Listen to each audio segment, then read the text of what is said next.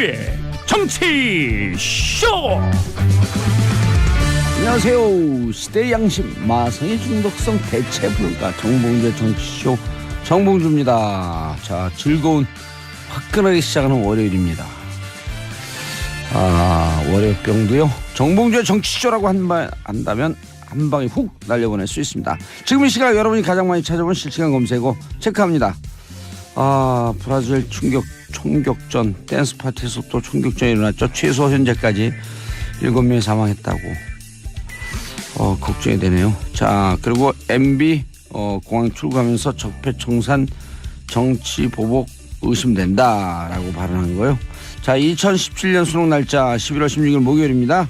오늘 시험지 배부하고요. 그리고 정현 한국 선수는 14년 10개월 만에 남자 프로테니스 투어 정상에 올랐다. 짝짝짝. 그런데 이 정현 선수가 약시 눈이 잘 안 보이는 거죠. 약시라서 더 화제입니다. 2003년 이영택 선수 이후 두 번째 축하드립니다. 장하다 대한민국 퍼프 패디의 I'll be missing you 들으면서 1부 순서 들어가겠습니다. 그리워할 거야.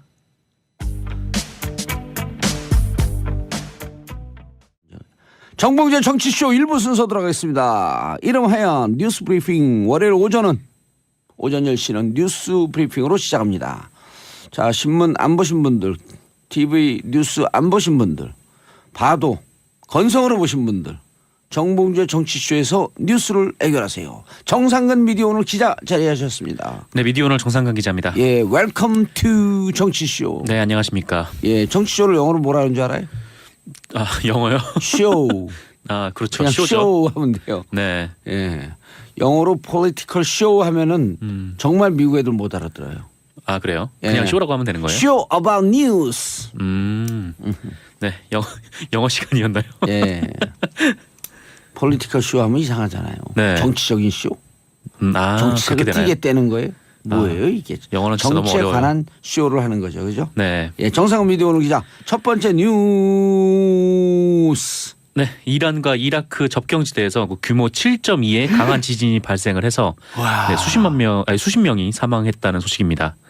좀 외곽인가 보죠? 예, 여기가 이라크랑 이란의 접경 지역인데 예. 그 이란의 북서부 케르만샤라는 지역이 있고요. 그 이라크 북동부에는 술라이마니아라는 주가 있는데 예. 이 주에서 이 접경지대에서 지진이 난 거죠. 그 현지 시간으로 12일 오후 9시 18분경이었는데 미국 지질조사국에 따르면 그 진앙지는 해당 지역의 남남서쪽으로 32km 지점이었다고 합니다. 예. 이게 규모가 얼마나 컸냐면 그 진앙지에서 한 600km 이상 떨어진 이란 테헤란이나 아니면 이라크 바그다드, 그 이란 북부 지역 대부분 심지어 터키에서까지도 진동이 느껴질 정도로 네, 강한 지진이었다고 하는데요. 우리나라에서는 안 느꼈나요? 네, 우리나라에서 느껴지진 않았습니다. 예. 어쨌건 3시간 뒤에는 이란 케르만샤 주에서 그 규모 4.5의 여진도 발생을 했다고 합니다. 네, 이란 그 국영 매체인 IRNA에 따르면 네, 이 강진의 여파로 최소 61명이 숨지고 300여 명이 다쳤다 이렇게 예. 보도가 됐는데 이게 언론마다 지금 사망자 틀리죠. 수가 좀 다르게 나오고 있어서 좀 정확한 집계는 좀 시간이 지난 후에 명확하게 드러날 것 같고요. 예. 지금 이란과 이라크 정부 그리고 인접한 터키 정부에서 구조하고 의료 지원을 바로 시작을 했다고 합니다. 예. 특히 이라크 북부 지역은 그 쿠르드족 자치구역인데 예. 쪽에 피해가 많아가지고 네, 안타까움을 좀 더해가고 있습니다. 그럼 그 시골이면 또 가는 이 구호 물자나 이런 게 가기가 쉽지가 않잖아요. 네, 쉽지 않죠. 네, 하지만 헬기를 동원을 했다고도 예. 하고 지금 터키에서는 피난민도 지금 한 수만 명에 이를 수도 있다라는 보도가 나와서 예. 지금 야전 침대라든지 아니면 텐트, 침낭 이런 것들을 긴급하게 네, 지원을 하고 있는 중이라고 합니다. 예, 알겠습니다. 자, 두 번째 뉴스. 네, 한중 정상회담이 지난 11일 베트남 다낭에서 열렸습니다. 예. 그 문재인 대통령하고 시진핑 중국 국가주석은 정상회담에서 사드 문제를 다뤘는데요.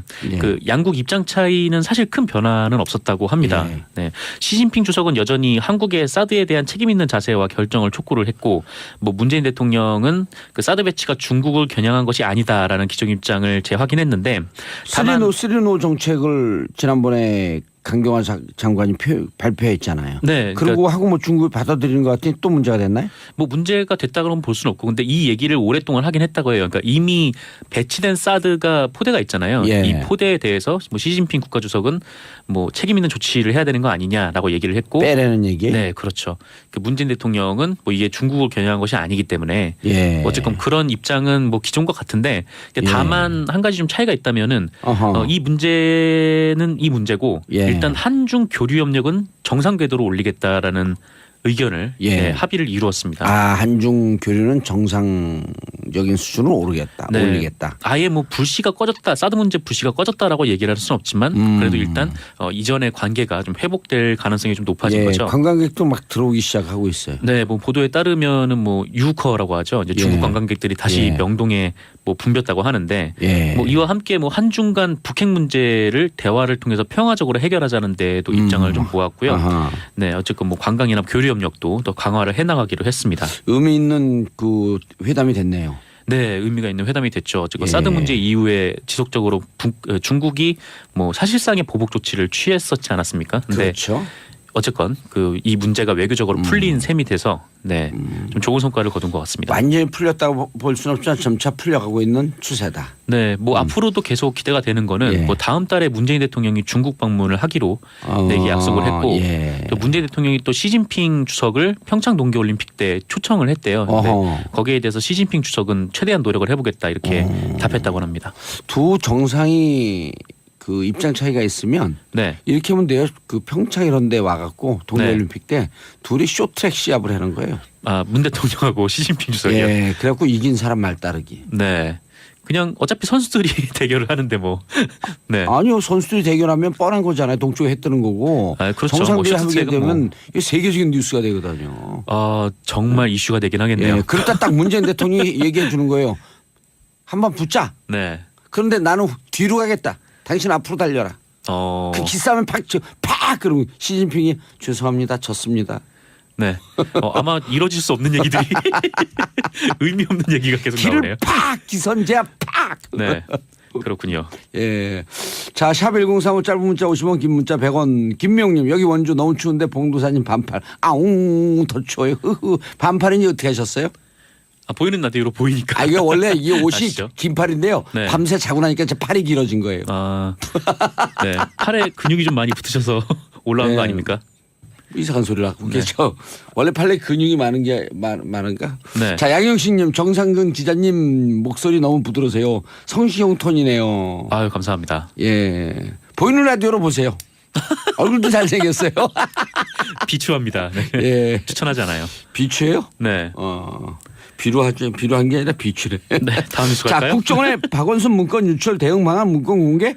네. 이게 뭐예요? 이 박원순 문건이라고 있었잖아요. 예. 그 이명박 정부 당시에 원세훈 국정원이 그 박원순 서울시장과 관련해서 비방하는 내용의 문건을 만들어서 예. 심리 전단에 배포를 했고 음흠. 이 심리 전단은 온오프라인을 통해서 박 시장을 비방하는 활동을 펴온 네, 이른바 이제 박원순 제안 문건을 말을 하는 겁니다. 자, 한겨레에 따르면은 지난 2013년 5월에 한겨레가 이 문서를 처음 보도를 했는데 이 보도 4일 전에 국정원의 국위전략실이라는 곳에서 해당 문건들이 외부로 유출됐다는 보고서를 작성을 했다고 해요. 그러니까 유출이 돼서 이 문건을 외부에서 문제를 삼을 경우에 우리는 어떻게 대응을 하자? 네, 이렇게 대응을 하자라는 시나리오를 짰다는 겁니다. 진짜 이러려고 너무하지 않아요, 진짜 이게? 네, 진짜 쓸데없는 문건을 만들고 그 예. 뒤로도 쓸데없는 일을 계속 세금으로 한 거죠. 세금으로. 네. 정상근 기자와 제가 낸 돈으로. 아, 그렇죠. 세금 우리 열심히 돈이 우리 꼬박꼬박 돈. 내는데. 세금이라 그러면 추상적이었고 감이 안 와요. 네. 내 돈으로 이래야 돼. 내 돈으로. 그렇죠. 그러니까 지금 청취자 여러분들의 주머니에서 돈을 빼서 예. 그 돈으로 이제 PC방 가서 댓글 달고 있었던. 주머니에 돈, 네, 그런 지갑도 꼴이죠. 돈 살살 뺐어요. 이렇게 살살. 아, 그렇죠. 예. 네. 열심히 세금을 납부한 사람들만 화나는 일인데 예. 이 보고서 내용이 더욱 한심한데요. 그래요? 네. 이 대응 방안 시나리오가 세 가지로 나눠져서요. 예. 1단계에는 국정원 문건이 아니라고 부인하는 방안. 일부 이게 검찰에 들어가면 네. 검찰에 소환하면 방법이 있다 그랬잖아요. 제가 맨날 얘기하는 게 1도, 2부 3빼기거든요. 네. 1도 무조건 도망가라.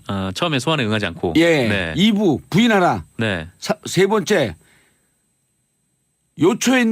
도초에 있는 백을 다 써라. 백을 다 써라. 예, 1도, 2부, 3백. 그러니까 여기 두 번째를 먼저 쓴 거예요. 그렇죠. 부인하라.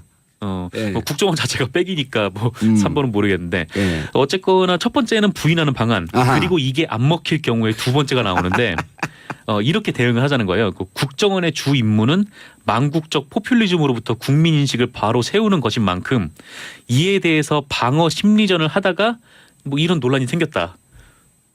네, 그렇게 대응을 하자는 무슨 거죠. 말인지 모르겠어요. 네, 하여튼 국정원이 해야 되는 일을 하다가 뭐 이런 됐다. 문제가 생긴 네. 거다. 하여튼 그 정도로 예, 세 별거 번째는? 아닌 방안으로 치부하는 건데 예. 세 번째는 이겁니다. 그 전 정권의 일이지만 쇄신의 계기로 삼겠다며 사과하는 방안. 뭐 기가 막힌 거가 있는 줄 알았더니 네, 별거 없는 거죠. 처음에 부인하다가 예. 두 번째는 뭐 말을 돌리다가 아니 말을 어쩔 수 없이 인정하다가 네, 세 번째는 뭐 별거 아닌 것처럼 그냥 대충 사과하고 얼버무리자 뭐 예. 이런 내용인데 이런 거를 네, 대응 방안이라고 초등학교 세워놓은 거면은 2학년들도 안다 이 사람들아. 그렇죠. 이 국정원이라는 게 정보기관 아닙니까? 예. 국가 정보기관인데 대응 방안을 이렇게 너무 좀 유치하게 좀 세워놨다는 거죠. 예. 근데 뭐 아시다시피 사실 일본에서 벗어나지 못했어요. 그냥 부인하는 걸로 끝났는데 그때 기억을 하실런지 모르겠지만 그때 이제 뭐 민주당 쪽에서 원세훈 전 국정원장 등을 고발을 했고 이거를 검찰에 수사를 하다가 국정원이 부인하니까 검찰에서 국정원이 아니라고 하네라고 하면서 네 각하 처분을 내렸던. 그래서 뭐 2번까지 가지도 못했고요. 그냥 일본에서 국정원 네, 마무리됐습니다. 검찰 지난 정권 때 무슨 일을 한지 다 알아요 우리가. 네, 그렇습니다. 앞으로 좀 청산을 해야 되는 일들이 많죠. 국정원이 아니라 그러네. 근데 카카. 네. 그 얘기할 때 꽤 귀여웠어요. 누가요? 제가요? 예. 다시 한번 해봐요. 이거 어떻게? 네. 국정원이 아니라고 하네. 카카. 뭐 그런 거죠, 뭐. 네. 부끄러워서 여기까지만 하도록 하겠습니다. 예, 다음 뉴스. 좀 슬픈 소식인데요. 예. 그 일본군 위안부 피해자인 이기정 할머니께서 예. 10일을 별세하셨습니다. 뭐 일본의 사과도 받지 못했는데 예. 그 올해 돌아가신 분만 7분이죠. 네, 이기정 할머님의 별세로 뭐 정부에 등록된 피해자 239분 가운데 생존자는 지금 33분으로 줄었습니다. 예. 239명 중에 33명, 206명이 벌써 돌아가셨네요. 네, 많이 돌아가셨죠. 네. 할머님은 1925년 충남 당진에서 태어나셔가지고요. 네. 그 1943년 그 일본 군인의 옷을 세탁하는 일이라는 거짓말에 속아서 아유. 네, 싱가포르와 미얀마의 일본군 위안소로 끌려가셨고 가족들조차 이 사실을 몰랐다고 합니다. 네. 그 해방기에 한국으로 돌아오셨고요. 그 서울에서 허드렛 일을 하다가 다시 이제 고향으로 돌아가셔서 네. 내려가셔서 할머님의 아버님께만 이 사실을 알렸고 그 이후로 좀 뇌졸중을 앓고 계셔가지고 네. 좀 정부에서 이런 위안부 피해자 분들을 파악을 하고 뭐 지원을 해주는 사실도 몰랐다고 해요. 그래서 2005년 좀 뒤늦게서야 가족들의 신고로 할머님이 일본군 위안부 피해자로 등록이 되셨고요. 예. 네. 그렇게 이제 사시다가 향년 92세로 예. 고단한 삶을 마감하셨고요.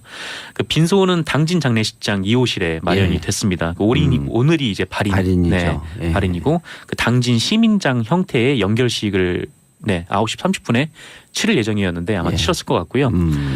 그리고 나서 이제 천안의 위안부 피해자 묘역에 안장이 될 계획입니다. 아유, 이걸 국가 정책으로 생각하지 말고 한 여성의 일생 삶으로 보게 되면 가슴이 미어지잖아요. 이런 일 미어지죠. 하고도 참 그러니까 이걸 위안부라고 하면 안 돼요. 네. 성노예라 그래요. 전쟁. 그렇죠. 전쟁 성노예. 네. 정말 화가 나는 거는 예. 얼마 전에 청와대에서 트럼프 대통령이 왔을 때 그 위안부 할머니 피해자 예. 오셨지 않습니까? 그래서 트럼프 그랬죠. 대통령이 이제 예. 안 왔는데 일본 정부에서 2015년에 위안부 합의를 했는데 왜 이렇게 하느냐라는 항의 예. 같은 거를 했어요. 그래서 그걸 보면 이런 잘못된 합의가 아직까지도 뭐 위안부 피해자 분들의 좀 예. 상처가 뭐 다듬어지지도 않았는데 정부에서 빨리 선언해야 돼요. 그때 2015년 네. 합의 무효다. 네. 합의 무효다. 그리고 합의도 아니에요. 그렇죠. 각자 합의도 아니죠. 입장 발표한 거예요. 각자 입장 발표한 거 퉁 없던 거예요. 합의문도 없는데요. 예, 그러면 네. 퉁 치는 거야. 퉁 없어. 그렇죠. 뭐 그렇게 해야 예, 됩니다. 그럼요. 그리고 정책 정부 뭐 이런 게 복잡한 것 같잖아요. 네. 제가 또 한때 국회의원 했던 사람 아니에요. 그냥 퉁 치면 맞아요. 되는 그랬죠. 거예요. 가볍게 네. 퉁. 예. 그래야 됩니다. 예. 정상 기자님 네. 고생하셨어요. 네. 감사합니다. 인사하시고요. 네, 내일 모레 뵙겠습니다. 예. 저는 광고 듣고 2부 최반장으로 돌아오겠습니다. 채널 고정하소서.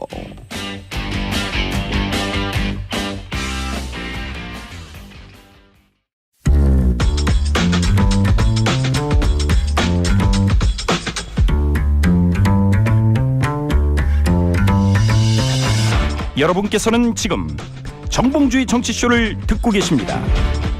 정치의 모든 것 정봉주의 정치쇼.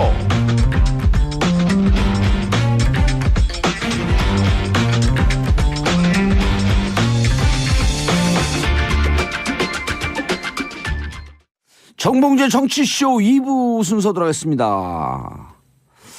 자, 이름하여 최반장 최근을 평론가 안녕하십니까? 님. 자, 방기용 한경TV 기자님. 네, 안녕하세요. 예, 장윤선 기자님. 네, 안녕하세요. 예, 모두 다 안녕하시죠? 그럼요. 아, 반가워요. 반가. 네. 반갑습니다. 만담하는 거 같죠? 반가. 예, 반가. 들썩. 기분이 좋아서. 왜 기분이 좋은지 모르죠? 네, 그럼 혼자만 반팔 입으셨어요. 아니, 월요일 날 이 새로운 또 인생이 시작하는 거 아니에요, 일주일 동안. 아, 그렇죠. 이게 외국 나갔다 오면요. 네. 내가 맨날 그러는데 외국 나가면 한 인생이 거기서 끝나서 다시 새로운 인생이 시작되는 거예요. 그러니까 환생했다고 생각하면 너무 기뻐요. 공간 이동. 예. 그때 말씀하셨던 거 갑자기 생각이 도깨비 나는데. 드라마 생각난다. 네. 문을 열면 다른 나라 나오고 막 이런. 그래서 해외 나갈 때도 근데 그 한 일주일을 생각해 보면 진짜 한 인생이 지나가는 것 같아요. 의원님 저기 좀 읽어주세요 댓글. 몸 좋다고 올라왔나요? 보이는 뽀빠이요, 뽀빠이. 뽀빠이. 자, 김은영님, 우왕 봉도사님 훌륭한 팔뚝 멋지다. 난 팔뚝에 훌륭한 팔뚝이라고 참았어요. 저는 훌륭한 선생님. 훌륭한 훌륭한 팔뚝. 국회의원. 훌륭한 팔뚝. 제가 어제 그 우리 집사람하고 그 샴페인 한잔하면서 밤에 아주 근엄하게 이렇게 얘기했어요. MB 참 사람을 슬프게 만들었다. 우리 이렇게 사랑하는 사람을 가족과 띄워놓고 아무리 자기의 정치적 목적이 있다고 할지라도 1년 동안 감옥에 넣는 MB 참 너는 사람을 슬프게 했다. 그래서 내가 한마디 했죠. 넌 나에게 모욕감을 주었어. 명대사죠. 네. 그래서 우리 위안부 방금 전에도 얘기했는데 위안부 할머니도 한 인생을 생각하면 얼마나 슬퍼요. 그 이번에 돌아가신 분. 예, 슬픔 그 자체일 뿐만 아니라 저는 사실은 여전히 일본이 사과하지 않고 있잖아요. 그리고 어디 독도새우 그다음에 이용수 할머니 오셨다고 초대했다고 해서 그것 때문에 발끈해가지고 관방장관이 기자브리핑을 항의를 하고 말이죠. 자기들이 그동안 했던 과거사에 대해서는 정말 10원어치도 반성도 안 하면서 그 행사에 대통령 행사에 초대하고 독도새우가 뭐 이렇게 다 똑같은 새우인데 거기에 이렇게 발끈을 하고 그래요. 정말 이해가 없어요. 예. 바로 반박을 했죠. 그래도 잘 잘라낸 것 같아요. 뭐 네. 왜 우리 일에 그렇게 간섭할 필요 없다라고 이렇게 바로 입장을 그렇죠. 냈으니까 네. 저는 잘했다고. 아니 그럴 때 보는데. 이제 멋지게 이런 논평 한번 해봐야 돼. 청와대 대변인 딱 와갖고 일본 너나 잘해 이렇게 딱 네. 너나 잘해 딱 한번. 그러면은 외교 분쟁 생겨서 안 되고요. 점잖게 얘기를. 너나 잘해 이러면은 결례죠. Watch yourself. 아 영어로? 영어는 감정이 좀 틀리잖아. 그러니까. 네, 영어 그러네요. 우리는 확 너나 다르네요. 잘해 Watch yourself 하면 너 조심해. 자, 장윤선 기자님. 네. 이명박 출국 재밌는 기사. 출국하면 안 된다. 출국 금지 국민청원이 8만 명이 넘었습니다. 제가 어제 오후에 확인해 보니까 4시 30분 기준으로 22,700명이었는데요. 6시 41분, 그러니까 2시간 만에 3만 2,412명. 그러더니 저녁 때는 7만 7천. 오늘 아침 8만을 돌파했다는 건데요. 제가 보기엔 곧 10만 가고요. 이런 국민들이 이렇게 청원을 하고 있음에도 불구하고 떠났는데 제가 취재를 좀 해봤어요. 네. 우선 이명박 전 대통령 측에 따르면 칼리파 바레인 문화부 장관이 얼마 전에 초청장을 보내면서 본인이 얼마 전이라는 코멘트 되게 중요합니다. 시점이 얼마 전 신화는 없다 해외판을 읽고 이명박 전 대통령이 매우 특별한 지도자이며 풍부한 경험을 배우는 것이 얼마나 중요한 일인지 깨닫게 됐다. 그러니까 와서 강연을 좀 해달라 이렇게 초청을 했다는 것이에요. 근데요. 제가 취재를 해보니까 이 영문 자서전이 상업적으로 출간된 게 2011년 11월 1일입니다. 6년 전이에요. 그러니까 이제 6년 대통령 전에 재직 나온 시절이고. 거고. 그렇죠. 그리고 그 전에 이 영문판이 상업적으로 출간되기 전에 몇 개의 언어로 출간이 됐었는데 이것은 책으로 된 게 아니라 그냥 번역본을 낸 거예요. 그러니까 아무리 빠른 시점을 계산한다 하더라도 2011년에 나온 책이에요. 이거를 최근에 읽고 갑자기 영감을 받아가지고 초대를 했다? 일단은 이게 좀 이해가 안 돼요. 그래서 실제로 세간에 특히 여의도 정치권에서 떠도는 변호인단 꾸려서 대책회의하러 떠나는 거 아니냐라는 관측. 추정에 관측에 힘이 실리는 거 아닌가 이런 그거 제가 생각이. 추정했는데. 아 그러세요? 예. 의원님하고 통한 적이 없는데요. 예, 아니 대책회의를 하는 거다. 누가 어느 분이 기자가 물어봤나? 그래서 이거 네. 대책회의를 하러 간 거다. 여기서 뭐 하게 되면 눈치 보이니까 네. 아마 변호인단은 다른 경로로 갔을 것이다. 제가 네. 어. 그래서 실제로 사자방 그러니까 이명박 전 대통령, 이명박 정부가 추진했던 4대강 해외 자원외교, 그다음에 이제 방산비리 세 가지가 네. 문제였는데 이 자원외교의 거점 지역이 바로 아랍이잖아요. 그렇죠. 네, UAE에 중동이었죠. 원전 수출도 많이 하고 그래서 중동에 간 이유가 아니냐. 예. 네. 이 얘기를 하게 됐고요. 그리고 이제 출국하면서 한 측근이 인터뷰를 했어요. 뭐라고 얘기를 했냐면 우리가 더 이상 밀릴 수 없는 상황이다. 진짜 할 말은 덜 했다. 그리고 현 정부 그러니까 문재인 정부가 추진하는 적폐청사는 북한에 대한 신호이자 해방 후 근현대사를 뒤집으려는 시도. 이렇게 얘기를 너무 해요. 나가신 것 같아요. 너무 색깔로 나가요. 나가고. 그러면 기자가 물어요. 더 이상 밀릴 수 없는 상황이라는 게 뭐냐? 그렇게 물었더니 김관진 전 국방장관의 구속을 의미한다. 이렇게 친절하게 얘기를 해줘요. 설명을 그러니까 해주셨어요. 너무 얘기가 스토리가 너무 전개가 드라마가 확확 가는 거예요. 네. 김관진 전 장관이 구속됐으므로 그 다음은 내 차례니까 더 밀릴 요 수 전에 없다. 더 밀릴 수 없고 요때 메시지를 발표하고 바레인으로 가는 거죠. 왜 간 거냐? 2박 4일 이후에 돌아와서 무슨 얘기를 할 거냐. 이걸 좀 따져봤는데요. 앞서 말씀 주신 대로 북한에 대한 신호라는 얘기가 정말 또다시 이 종북. 그죠? 종북머리 네, 하자. 종북머리 해보자. 색깔론으로 한번 가보자. 뭐 이런 건데 이게 안 통한다는 게 계속 확인이 되고 있잖아요. 그럼에도 쓸 수 있는 카드가 이거밖에 없다라는 것이 참 그렇다. 지난주 문재인 대통령 지지율 80% 다시 넘었고요. 네. 네. 그리고 잘 못하고 있다라고 하는 분들이 15%. 정상회담 하면 올라가거든요. 그렇죠. 그렇죠. 예? 네. 그리고 저희가 방송에서도 여러 차례 얘기했지만 임관빈 정책실장, 네. 그다음에 김관진, 그다음 네. 김태효, 네. 음. 그렇죠. 김태효 청와대 그 전략기획관, 그렇습니다. 그 북경 가갖고 네. 북한 애들한테 돈 줬다가 아주 창피해. 그렇습니다. 네네네. 네, 망신을 그런 일이 당하죠. 있었죠. 망신을 당한 네. 누가 갔었죠? 임태희 의원. 예, 임태희 임태희 대통령 예. 실장. 그래서 당시에. 요 전략기획관 네.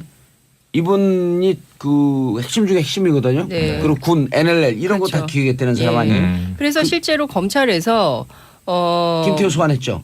이제 할 거예요. 조사를 하고 네. 그다음에 그 뭐 정치보복이네 뭐네 온갖 주장을 하지만 이명박 전 대통령에 대한 조사 일정을 검토하고 있다. 이런 보도가 예. 나오고 있습니다. 그러니까 조사는 이미 이제 수순에 들어간 건데요. 저는 이 얘기를 꼭 하고 싶어요. 이동관 전 청와대 홍보수석이 출고국에 앞서서 이런 얘기를 했어요. 국정원 심리전단장인 이태하 씨 공판이 진행되고 있는데 거기서 이미 밝혀진 일이지만 지금 문제가 된 댓글은 전체의 0.9%라는 것이 검찰이 제기한 자료에서 나오고 그중에서 절반만 법원이 받아들여가지고 0.45%의 진실밖에 안 된다 이런 주장을 하는데 0.45% 아주 미미하니까 이건 죄가 안 되네요. 라고 주장을 하지만 0.45%의 진실은 진실이 아니라는 얘기냐는 거예요. 아니요. 그리고 그렇게 얘기하면 너무 어려워요. 우리가 부엌칼 있잖아요. 부엌칼. 네. 부엌칼이 용도가 뭡니까? 음식 쓰는 거 아니에요? 네. 99.9999%를 음식 쓸다가 네. 그 칼 갖고 옆에 있는 사람 푹 찔러갖고 죽잖아요. 살인이에요 그럼. 그렇죠. 0.0000001%예요. 그러니까요. 네? 그러니까요. 비율은 중요하지가 않아요. 0.0001%. 그러니까 이런 식의 꼼수, 예. 이런 식의 이게 잔기술로 네. 국민들을 속이려거나 헷갈리게 하거나 네. 이렇게 하면 안 된다는 네. 거죠. 그러니까 이분들 그러니까 이런 식으로 얘기를 좀 많이 하세요. 보니까 오늘도 아까 8만 그 예. 국민청원 넘었다고 하셨잖아요. 그러니까 우리 국민이 지금 5천만 명이 넘는데 그 중에 겨우 8만이 뭐 청원했을 뿐이다. 이게 이런 식으로 얘기를 하니까 네. 비슷한 논지를 계속해서 얘기를 하더라고요. 그러니까 지금 비율? 네, 근데 그게 중요한 것이 아니라 정권이 굉장히 심각한 사건이거든요. 그러니까 특히 이제 국정원 댓글 사건 같은 경우는 민주주의 근간을 뿌리채 흔든 사건이에요. 근데 이 사건에 대해서 0.00001%라도 잘못이 있으면 책임지고 그리고 도덕적으로 그리고 정치적으로 그리고 법적으로 내가 책임을 지겠다. 이게 지도자의 예, 뭐라 그랬지 그렇죠. 아까? 네. 매우 특별한 지도자. 전직 대통령의 모습을 보여주는 것이죠. 그리고 지금 그 위법 사항이고 뒷거래의 의혹이 되는 제2롯데월드 허가. 네. 그다음에 그 캐나다 하베스트. 네, 하베스트 4인수. 그다음에 농협에서 대출해갖고 캐나다에서 분양 사기 친 거. 네. 네. 그 200몇 억이죠. 그 돈 그렇죠. 날리고 농협은 항의도 안 해요. 그러니까 농협이 네? 아무 얘기도 안 하죠. 그 농협을 통해서 UAE한테 상금 받았는데 그날 농협은 샷다운. 그러니까 디도스 공격 받다 그러면서 맞아요. 농협 예. 이게요. 참. 해방이요. 희한한 일이 많았죠. 한 개인이 그 의혹을 받을 수 있는 네. 킹 오브 킹 짱짱짱. 앞으로도 없을 것 그런데 같은데. 어제 이거 전무. 계속 그 보도되고 있는 장면이 전 재밌는데 네. 출국할 때 예. 기자가 묻잖아요. 댓글 지시하셨습니까? 상식에 부합하는 얘기를 해야지 이런 얘기를 화를 하거든요. 냈어요. 네, 화를. 오. 상식에 부합하는 네. 질문을 하라고. 그걸 그렇죠. 제가 그 속담으로 비교해봐 있대. 네. 똥낀 놈이 성낸다.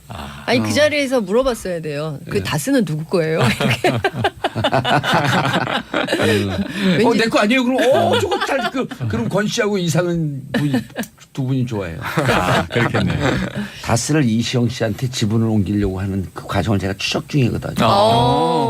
야 조만간 단독 기대하겠습니다. 예, 보도 아니에요. 그 이미 그 알려져 있는 아주 마이너 매체들도 있는데 네. 그 방식이 이재용 씨 했던 방식하고 똑같아요. 예. 삼성물산과 예, 제일 제일모직 합병. 예, 하나는 가치를 올리고 하나는 가치를 그렇죠, 내리는 그렇죠. 합병. 예. 1대1로. 예를 들어 그 제3의 기업이 예. 제3의 기업이 이시영 씨 지분이 75%인데 다스하고 합병하면 땡.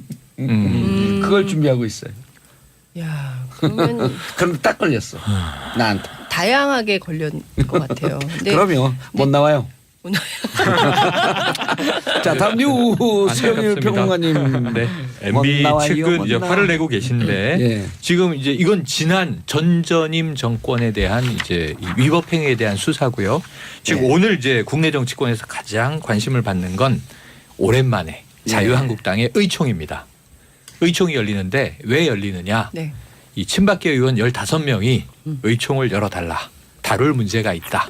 뭐냐면 최근에 복당한 인사들이 있잖아요. 네. 사실은 9명인데 주호영 현재 바른정당 원내대표는 전당대회 끝나고 와야 돼요. 네, 8+1이죠. 예, 그리고 어떤 사람은 8명이라고 어떤 사람은 9명이라고 하고 네. 온 사람은 지금 8명입니다. 그렇죠. 곧 올 사람까지 하면 9명이고 그런데 이 복당파에 대해서 이들은 해당 행위를 하고 나간 사람들 아니냐. 전신이었던 새누리당 시절에 네. 이 박근혜 당시 대통령의 탄핵을 주장하면서 이제 분당했지 않습니까? 근데 해당 행위자들을 다시 복당시킬 때는 최고위원회에 의결이 있어야 되는 거 아니냐. 그러니까 이제 이런 주장을 하면서 지금 의총을 요구했는데 그렇다면 결국 이제 이 바른정당에서 돌아온 의원들에 대해서 징계를 할 것인지 뭐 어떤 치리를 할 것인지 이 문제를 논의하자는 거예요. 근데 이게 친박계 의원이 발의했기 때문에 친박계의 이제 저항이기도 하고 어찌 보면 역습이기도 하고 그럼 홍준표 대표는 어떤 입장을 취해야 되느냐. 지금 아직도 이 자유한국당 내에 박 전 대통령에 대한 출당만 처리돼 있고 친박계 청산 안 되고 있잖아요. 그렇죠. 정원 최경환. 네. 네. 지금 이 안에서 자유한국당 이제 116석 되는데 지금 3분지계가 이루어진 거예요. 홍준표 대표파. 네. 그러면은 지금 복당파가 홍 대표를 좀 밀어줄 줄 알았는데 지난번에 신고식 혹독하게 치르면서 네. 김무성 의원하고 또 이제 신경전을 벌였단 말이에요. 그 호락호락하지 않을 것이다 서로. 여기 또 친박계는 아직도 이 당내에 또아리를 틀고 있는 겁니다. 이 3파전이 어떻게 전개될 것인가. 홍준표 네. 대표가 이런 얘기를 했어요. 김무성 걔는 이익 집단일 뿐이다. 맞아요. 아니 그런 분들은 왜 받아요 그럼? 그러니까 집단을 받아야지. 아니 근데 그거 받아놓고 또. 홍준표 대표는 친박도 이익 집단이라고 그랬어요. 응. 그러니까 친박도 이익 집단이고 무대계도 이익 집단이고 본인만 정치 집단인가 봐요. 본인도 많이 왔다 갔다 하시지 근데 않나요? 지금 제가 보기에는 그 다음 달에 자유한국당 원내대표 선거가 있거든요. 그러니까 그때 이제 그 이른바 친홍과 무대계가 함께 해서 김성태 의원을 밀고 있고요. 그리고 친박 쪽에서는 뭐 홍문종 의원 뭐 등 해가지고 여러 누구죠? 그 옛날에 원내대표 맨날 나왔 이주영 의원. 네네. 뭐 이제 이런 사람들이 경쟁을 하고 있는데 이제 그게 오늘 찌그럭버그로 그 난리가 날 네네. 것이고 찌그럭버그. 사달이 나겠죠. 그리고 이제 12월에 원내대표 경선까지는 어찌됐든 이제 함께 가겠지만 그 원내대표가 바뀌고 난 다음에는 또 큰 변화가 있겠죠. 지방선거 공천을 앞두고 엄청 싸울 거예요. 예. 그리고 오늘 의총의 향방이 어쨌든 굉장히 그렇죠. 귀추가 주목되는데 네. 여기서 재밌는 것은 이 홍준표 대표는 원외 대표입니다. 네, 원외인사. 맞아요. 의총에 들어가지 네. 못해요. 그래서 또 누가 대리전을 치를 것이냐. 한 오늘 명밖에 이제, 없어요. 네, 친홍계. 그렇죠. 그래서 오늘 어쨌든 이 3분지계의 예. 전초전이 예. 폭풍전야로 이제 벌어질 것이다. 예. 한번 관전해 보시죠. 아, 원내대표 관심이 높네요. 원내대표 누가 될 것인가? 그렇죠. 예. 그럼요. 예. 김성태 예. 의원을 무대계와 친홍계가 미는 거예요. 그러니까 이제 그 이른바 이제 비박이라고 할 수 있죠. 예, 그렇죠. 비박의 후보로 음. 김성태 의원이 이제 출마 가능성이 있고요. 그리고 이제 예. 여전히 맨날 원내대표 경선하면 이제 출마를 했는데 매번 안 되는 분 있잖아요. 나경원 의원 같은 분. 이런 분들도 이제 일단 도전장은 내겠죠. 근데 이제 어느 개판인지는 잘 모르겠어요. 예, 네. 알겠습니다. 판경 기자님 성심병 갑질로 이게 마는 분들이 이제 뉴스를 접하시고 화도 많이 나시고 했던 저는 사건인데 못 접했어요. 못 그럼 접한 사람을 간략하게 말씀드리고 계속해서 후속으로 얘기가 나오고 있거든요. 이게 핵심은 이런 겁니다. 간호사들에게 일단 병원 측에서 예.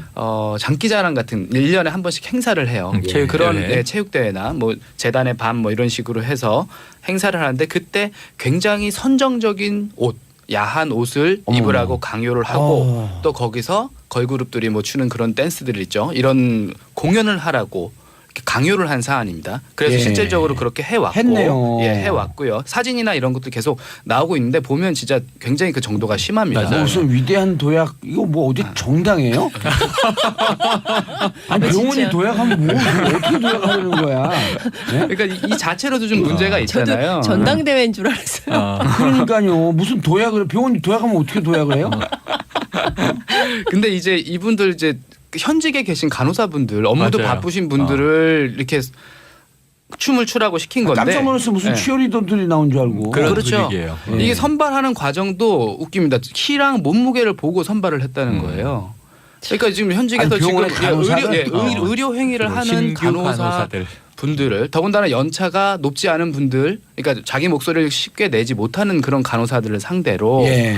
이런 식으로 강요를 했던 거죠. 그러니까 이분들은 나올 수밖에 없는 거죠. 왜냐하면 또 의료계가 워낙에 또 위계 서열이라든지 이런 것들이 좀 심하지 않습니까? 그 사회 자체가 이렇게 됐는데 이분들이 이렇게 열심히 일한 만큼 수당이라도 제대로 챙겨줬느냐? 그것도 아니라는 거예요. 그러니까 뭐 낮 근무를 마친 간호사들을 밤 뭐 새벽 시간까지 춤을 추라고 연속을 시키고 하고 예, 한 달 하고. 가까이. 그 다음 날 그건 새벽 근무를 무조건 또 추가 하라고 하고. 노동이에요. 그렇죠. 추가 시간외 수당을 적용을 해서 지급을 해야 되는데 그런 거 자체를 지급을 안 했고요. 근데 성심병원이 많잖아요. 어디 성심병원? 다섯 개. 네, 다섯 이게 개. 뭐냐면 일송재단 산하예요. 예. 네, 그래서 일송재단 산하에 이 한림대 병원이 5개가 이게 연합 체육 대회를 1년에 한 번 하는데 그렇죠. 예. 다 거기서 모여서 이런 합니다. 일이 벌어진 예. 겁니다. 아니 그러니까 성심병원은 어디 성심병원이냐고요?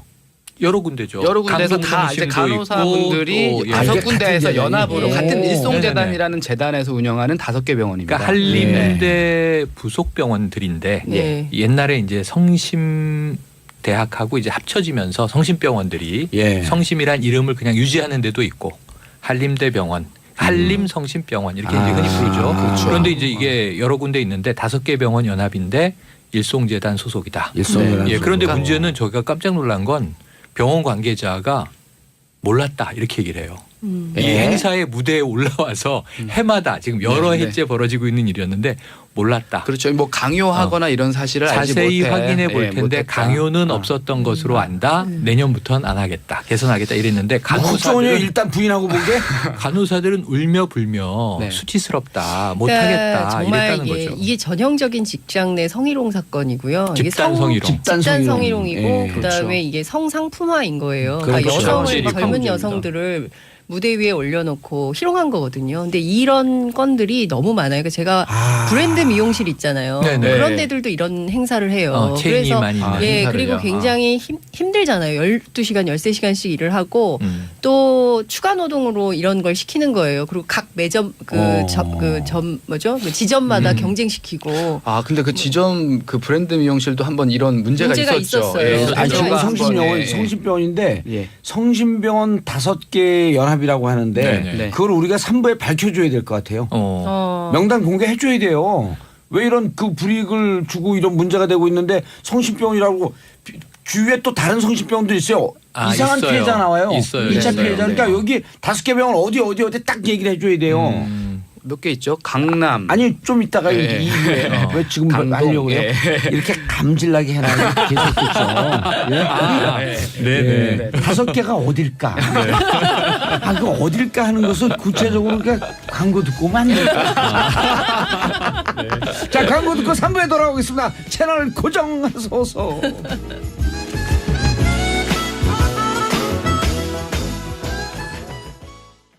정봉주의 정치쇼 3부 순서 들어가겠습니다.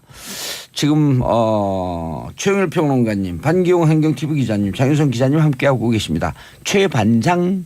자, 샵1035 짧은 문자 50원, 긴 문자 100원. 고혜령님, 더 야하게 입으라고 강요도 했다네요. 이게 말이 되나요? 맞아요. 자기 딸한테도 저러실런지. 자, 한미라님, 그것만이 다가 아니잖아요. 김진태 의원 후원도 강제했답니다. 한림대가 춘천에 있는 건데? 맞아요. 한림대가 맞아요. 춘천에 예, 예. 있고 한림대 예. 병원은 이제 이 본원이 춘천이에요. 그러니까 춘천 기반이라고 봐야겠죠. 예, 일송재단 춘천 기반. 자체가. 아까 우리 저 봉도사님이 이제 물어보셔서 예, 성심병원이 5개 병원 어디냐? 예. 그러니까 왜 그 말씀을 하셨냐면 이 한림대 의대 출신들이 개업한 병원도 성심을 많이 쓰거든요. 그러니까 동네에 성심이 많으니까 예. 흔히 찾아볼 혹시 수 있어요. 피해를 받을까봐 그렇죠. 아까 그 얘기를 하신 건데 네. 한림대 직영병원 5군데 생각하시면 아. 되는데 그게 한강 성심병원, 아하. 강동 성심병원, 아하. 강남 성심병원, 춘천 한림대 병원 예. 이런 그렇죠. 병원들입니다. 예, 하나 더는 어디요?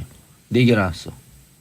춘천. 아니 한동대 성심병원이라 아니 그러니까 한림대 성심병원이라는 이름이 또 따로 있습니다. 네네. 네, 그렇게. 알겠습니다. 예. 그러니까 예. 한림대 의대 나온 사람들이 자기 개인 병원도 성심을 우리 동네도 하나 있거든요. 네네네. 그래서 자기 병원을 성심이라고 이렇게 붙이네요. 네. 네네. 아니 개업의 중에 뭐 연대의대 나온 분들은 다 연세 예. 의원 쓰고요. 맞아요. 예. 또 가톨릭대 의대 나온 분들은 다 성모 다 쓰거든요. 예. 네. 그래서 태권도 그런 체육관도 경희체육관 막 이렇게 붙이고 맞아요. 그러죠. 용인대 그렇죠. 체육관. 네. 용인대 한 체육관. 의원은 아. 경희 의원이 굉장히 많고. 맞아요. 근데 네. 여기서 지금 이야기되는 것은 체육관이라. 개업의의 이 개인 병원들이 아니고 아. 이 한림대 의대에서 직영하는 직영하는 5개 병원. 종합병원이잖아요. 그러니까 대학병원이라고 보시면 병원이에요. 됩니다. 네. 보면. 근데 너무 심해요. 심하게 너무 심하게. 아까 있어요. 말씀하셨잖아요. 이게 예. 성의 상품화, 예. 집단 성희롱. 그렇죠. 예. 그러니까 저는 정말 그 옛날에 박희태 국회의장이 딸 같아서 캐디 성추행하고 딸 같아서 그랬다 이런 얘기를 하잖아요. 손녀딸 같아서 아니었나요? 딸 같아서요. 그게 어떻게 손녀딸 같아서. 손녀딸 딸 가진 아빠 나이인 입장으로는 좀 분노가 그 네. 얘기를 들으면 지금도 화가 나요. 결혼했어요? 예. 이렇게 지금도 정말- 화가 납니다. 아. 그러니까 딸 가진 부모들 입장에서는 정말 도저히 용납할 수 없는 행위를 한 이번에 거죠. 이 병원 사건 같은 경우는 보면 이것도 전형적인 갑을 관계에서 맞아요. 생기는 그런 문제거든요. 이게 단순히 이제 지금 이 성상품화 문제뿐만 아니라 더 계속해서 얘기가 나오고 있는 게 각종 의료용품이 좀을 간호사들이 자비로 구입했다라는 그런 어머나. 제보도 있고요. 아. 예, 이런 부분들이 계속 최근에 이제 국정감사에서 한림대 그 강동 성심병원이 200억 원대 임금을 체불했다 이렇게 아하. 제기가 되기도 했죠. 그러니까 여러 세상에. 가지로 이제 문제가 혼재가 돼 있는 그런 아니, 상황입니다. 대학병원인데 왜 왜 이러죠? 그래요, 진짜. 아까 우리 문자도 잠깐 보내주셨는데 김진태 의원실에 또 후원금을 강요. 강요를 했는데 이 병원의 수 간호사가 직접 뭐 카톡이라든지 메시지를 보내서 10만 원씩 뭐 후원을 해라라고 김진태 의원을 후원해라. 예, 강요를 했고 지난해에는 김진태 의원실에서 작성한 후원금 안내문을 병원 내부 메일로 이렇게 게시를 해서 보냈다고 해요. 일부 간호사에게. 그래서 아마 강원도 성관위에서도 이런 부분에 대해서 문제가 있다고 경고 조치를 내린 걸로 알고 있습니다. 예. 아니 경고만 해야 되나요? 저는 이게 어쨌든 강제동원인 거잖아요. 후원금 알선 행위죠, 사실은. 아니, 그렇죠. 그래서 기부금품 모집규제법에 위반되는 거 지난달 아니에요? 국정감사에서 문제가 된 게 강동 이제 저 한림 네. 성심병원 네. 얘기인데 네. 200억 원 임금 체불. 네. 근데 뭐냐 하면 일찍 출근시켰다는 거예요. 1시간씩. 맞아요. 그럼 네. 이제 수당을 지급해야 줘야 되죠. 마땅한데 안 네, 줬다는 거고 병원 관계자가 그때 뭐라고 얘기를 했냐면 저희 병원은 출퇴근 기록이 없습니다. 이렇게 얘기를 해요. 이게 말이 안 되는 야, 얘기거든요. 말이 안 되죠. 그러면서 병원은 62억 원의 체불은 인정을 했고 이건 다 주었다. 근데 이제 200억하고는 차이가 있잖아요. 140억 정도 차이가 요거 있네요. 11월에 보건복지부에서 이 대책을 발표하겠다고 얘기된 사안이에요. 국감에서. 그 노조 없나요?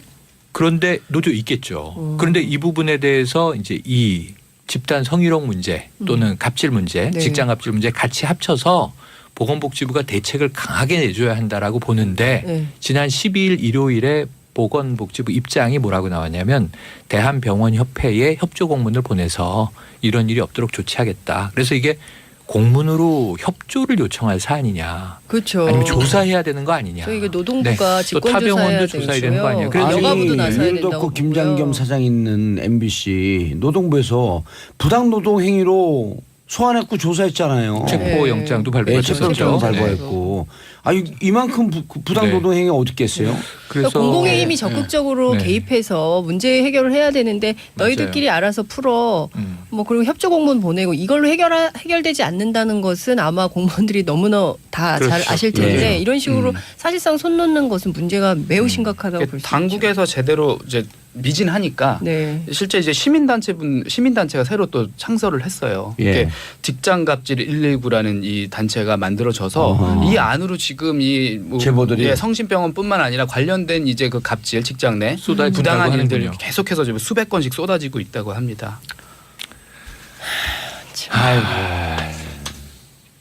그런데요. 대한간호사협회가 인권 인권 보호를 위해 인권센터를 설립기로 오늘 오전에 나온 뉴스인데요. 네. 근데 이게 복지부에서 저렇게 손을 안 대면 노동부에서 부당노동 행위 혐의로 네. 네.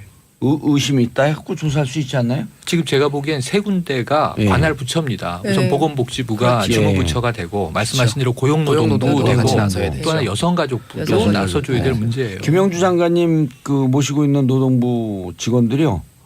알려주세요. 다시 듣기 해갖고 노동부에서도 좀 손을 쓰라고. 제가 문자 보낼게요. 예. 왜냐하면 이게 노동부도 관여해야 될 이게 일이에요. 그럼요. 이게 심각한 간호사의 거고. 전문성을 위배한 거고요. 네. 이거 한 달 준비시키느라고 새벽 근무, 밤 근무하는 간호사들이 예. 환자에게 집중할 수 없었다면 그 전문성을 그렇죠. 해친 거고요. 네. 그 갑질이니까 노동행위, 부당노동행위가 되고요. 그동안에 의료사고 안 난 게 이게 천만다행이네요. 성희롱이면은 또 예. 이제 여성 문제가 되겠죠. 예. 알겠습니다. 다음 뉴스 박정희 동상 논란. 요거 예. 요거 조금 역사적으로 묘합니다. 내일이 박정희 전 대통령 탄생 100주년이에요. 11월 14일. 100년 된 날이에요. 그런데 원래 12월이 대선 예정이었잖아요. 그렇죠. 올해 원래였으면 이게 탄핵 쪽이 대선이 아니었으면 예. 그래서 많은 이 당시의 야당 구야당 인사들이 이 선거 쉽지 않다. 하필이면은 이 박정희 이 탄생 100년 이거 좀 어떤 이벤트가 벌어질까. 근데 지금은 이제 시대가 달라졌습니다. 완전히 달라졌는데 제가 조금 전 상암동에서 출발해서 거기에 박정희 기념 도서관이 있거든요. 그 앞에 지금 어르신들이 많이 모이셨어요. 빨간 베레모에 군복 입은 분들이 모이셔가지고 복장은 바뀌지도 박정희 동상 기증식을 한다는 거예요. 동상은 만들어져 있어요. 네. 원래 예정이면 이게 광화문에 세워질 예정이었어요. 그렇죠. 그런데 이왕 만들어진 동상을 박정희 기념도서관 상암동에라도 세우자. 지금 이 얘기를 하면서 기증식을 하겠다고 하는 건데 문제는 이게 서울시 관할인데 조례상 심사를 거쳐야 되거든요. 네. 행정적으로. 그런데 이제 그 심사가 열려서 타당하다라고 허락이 떨어져야 놓을 수 있는 건데 예. 어쨌든 11월 14일 중요하다 그러면서 지금 이제 시위가 벌어지는데 엄청나게 많은 이제 군복 입은 어르신들이 제가 내일 아니에요. 내일. 내일입니다. 제가 세 보니까 오늘 오전에 한 20여 분 정도 모여 네. 계시더라고요. 마포 마포에 있는 시민사회 단체들, 그다음에 정의당, 그리고 마포 민주당 이렇게 그 지역 활동가들 있잖아요. 네. 정치인들도 계시고 이런 분들이 3m 높이의 그 박정희 동상이 세워지는 것은 4.2m래요. 4.2m인가요? 네. 3.3m인 줄 알았더니 지금 저이 너무 높은 세종대왕상과 비슷하게 그러니까 비슷한 그렇게 길이에요. 높은 네. 동상을 세우는 것에 대해서 반대 운동하고 세우지 못하도록 하겠다. 감시 운동 철저히 하겠다. 네. 뭐 이런 얘기도 하더라고요. 봉도사님 어떻게 생각하십니까? 저요? 네. 아, 그 왜 동상을 세워요, 근데? 어디 저 북한도 아니고. 저 위쪽에서 하는 걸 왜 그렇죠, 세워요? 그렇죠. 구미에 가면 더 큰 동상 있잖아요. 그렇죠. 네. 벌써 있죠. 네. 그러니까 이전에 그 아니, 노무현 김일성 대통령 동상하고 이렇게 두 개 대비한 사진이 언제 올라왔는데 맞아요, 맞아요. 너무 무서워. 부끄러워서 혼났어요. 그러니까요. 그 예전에 노무현 대통령 그 흉상 조그맣게 만들어 놓은 게 있었는데 네. 이거 설치하는 거 두고도 굉장히 큰 논란이 있었고 설치를 하려고 할 때마다 너무나 크게 반발들을 해서 결국은 설치 제대로 못하고 몇 년 동안 창고에 막 묵혀놓고 이런 적도 있었거든요. 네. 그래서 이런 걸 보면 그때 크기도 네. 굉장히 조그마한 흉상이었는데도 그 자꾸만 이런 소비에트 거 갖고, 유니언이 예. 몰락한 다음에 1990년대 초반에 레닌 광장에서 제일 먼저 끌어내려진 게 끌어내렸잖아요. 레닌 동상을 끌어내렸잖아요. 시민들이. 독일도 그랬죠. 독일도 굿바이 그랬죠. 레닌이란 영화에 보면 네. 레닌 동상을 헬기가 철거하는 것부터 장면이 시작되는데 그러니까 참 이게 동상이 많다는 걸 우리가 흔히 우상화 이렇게 부르지 그렇습니다. 않습니까? 예. 아, 그 북한이에요? 너무 안 해주면 안 하면 안 되나? 그러니까요. 좀 이렇게 촌스럽죠. 예. 21세기답지 않아요. 네, 맞아요. 예.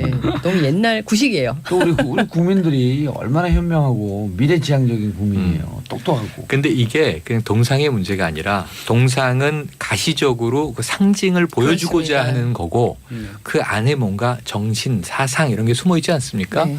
그런데 기념관의 내용이 좀 문제가 되고 있는 것이 자, 이 기념관은 기념하는 거예요. 그러니까 이제 있는 역사를 기록하는 겁니다. 공과가 같이 들어가야 되겠죠. 그런데 문제는 뭐냐면 이제 5.16 군사 쿠데타를 혁명이라고 소개하는 대목들도 있는 것으로 알려져서 아직도 이게 예, 지금 해결이 이건 안 역사관의 왜곡 계속 좀 이제 문제가 되는 것 같습니다. 그러니까 예. 이명박 전 대통령이 근현대사 전체를 뭐 그 되돌리려고 하는 것이다라고 주장하는 것이 저는 그냥 나온 워딩은 아니라고 생각을 해요. 그래서 사실은 이 지난한 역사 왜곡, 국정 교과서 문제 뭐 이런 문제들도 정말 잘 들여다보고 깊이 있게 관찰해 볼 포인트가 있다고 생각합니다.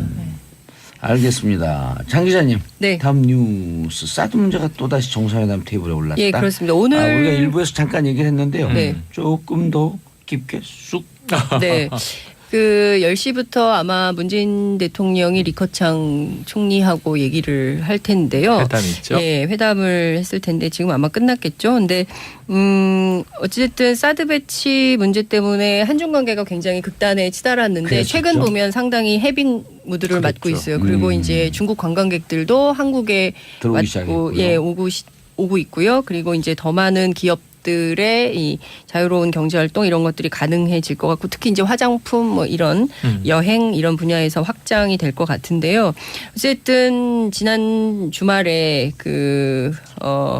원래 한 30분 정도 예정을 했었는데 네. 시진핑 주석하고 한 40, 50분 정도 예정 시간보다 좀 길게 회담을 했어요. 근데 통역을 끼고 한 회동이기 때문에 이게 단독 정상회담하고는 성격이 좀 다르다. 실무 정상회담이었고 그래서 많은 내용을 얘기를 할 수 없었는데 야당에서는 벌써부터 뭐 내화 외빈이다 뭐 이런 게 각박한 평가를 하고 있는데 꼭 그렇게 볼 문제는 아니고 12월에 있을 이제 그 방중 문재인 또 대통령의 하죠. 방중을 통해서 시진핑 그 주석하고 3차 예, 3차 정상회담을 정상회담을 하고 사실 이것이 내년도에 있을 평창 동계올림픽 이게 이제 시진핑 주석의 답방을 이끌어내기 위한 사전 정지 작업, 사전 포석 이렇게 이해를 좀 하면 될 것 같아요. 그리고 일단 초청은 했죠. 그렇죠. 했죠. 근데 뭐 본인이 못 오면 고위급을 보내겠다 이렇게 얘기를 했는데 시진핑 주석이 꼭 오면 좋은 것이 우리 입장에서는 평창올림픽을 평화의 올림픽으로 만들어야 하고 이를 통해서 남북 관계를 적극적으로 풀 수 있는 계기, 특히 이제 북한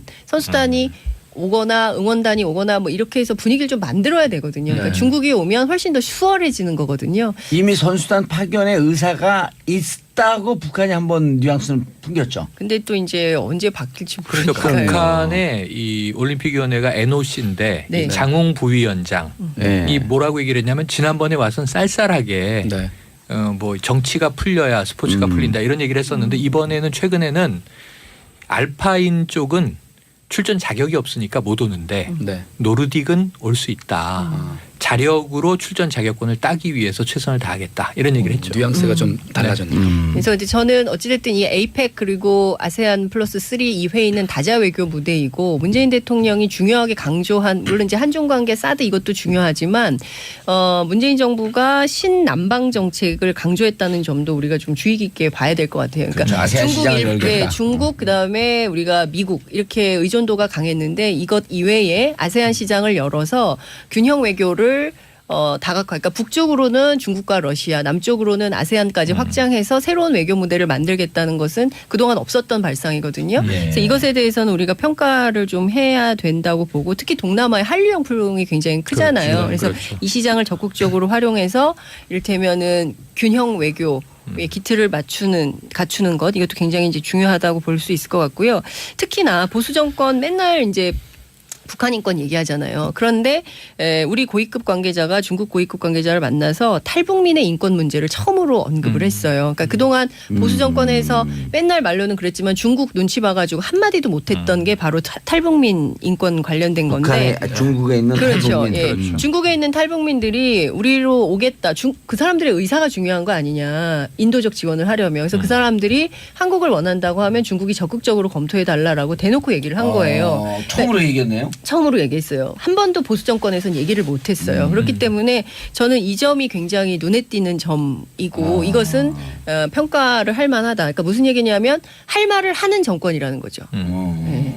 알겠습니다. 박영호 기자님. 네. 시진핑 주석과의 만남에 대해서 경제 훈풍이 불고 있다. 네, 이게 어떻게 경제 보면 효과를 막 분석할 수 있을 것 같아요. 아니 그 정도의 지금 효과가 수치적으로 나온 건 아니고 예. 이게 지난 10월 31일에 양국 죄송합니다. 관계 개선 방안에 관한 발표가 있었죠. 이제 확실히 이제 양국 관계가 개선이 되고 난 이후에 그 다음에 이제 시진핑 주석과 이제 우리 문 대통령이 만난 건데 이제 관계를 개선하겠다 가속화가 되는 시점에 이걸 다시 한번 공고히 해준 겁니다. 그래서 마침 또 시기가 좋았던 게 뭐냐면 지금 중국이 지난 11일이 광군제였거든요. 근데 그때 중국의 하루에 알리바바 사이트 매출이 28조 막 이렇게 맞아요. 나오는 거예요. 그러니까 이 정도 최고. 매출액이면 1년 한국의 백화점 전체 매출액과 맞먹는 수치거든요. 이제 그런 그 여러 가지 광군제 열풍을 타고 한국 브랜드 역시 특수를 누렸습니다. 그러니까 그동안 이제 굉장히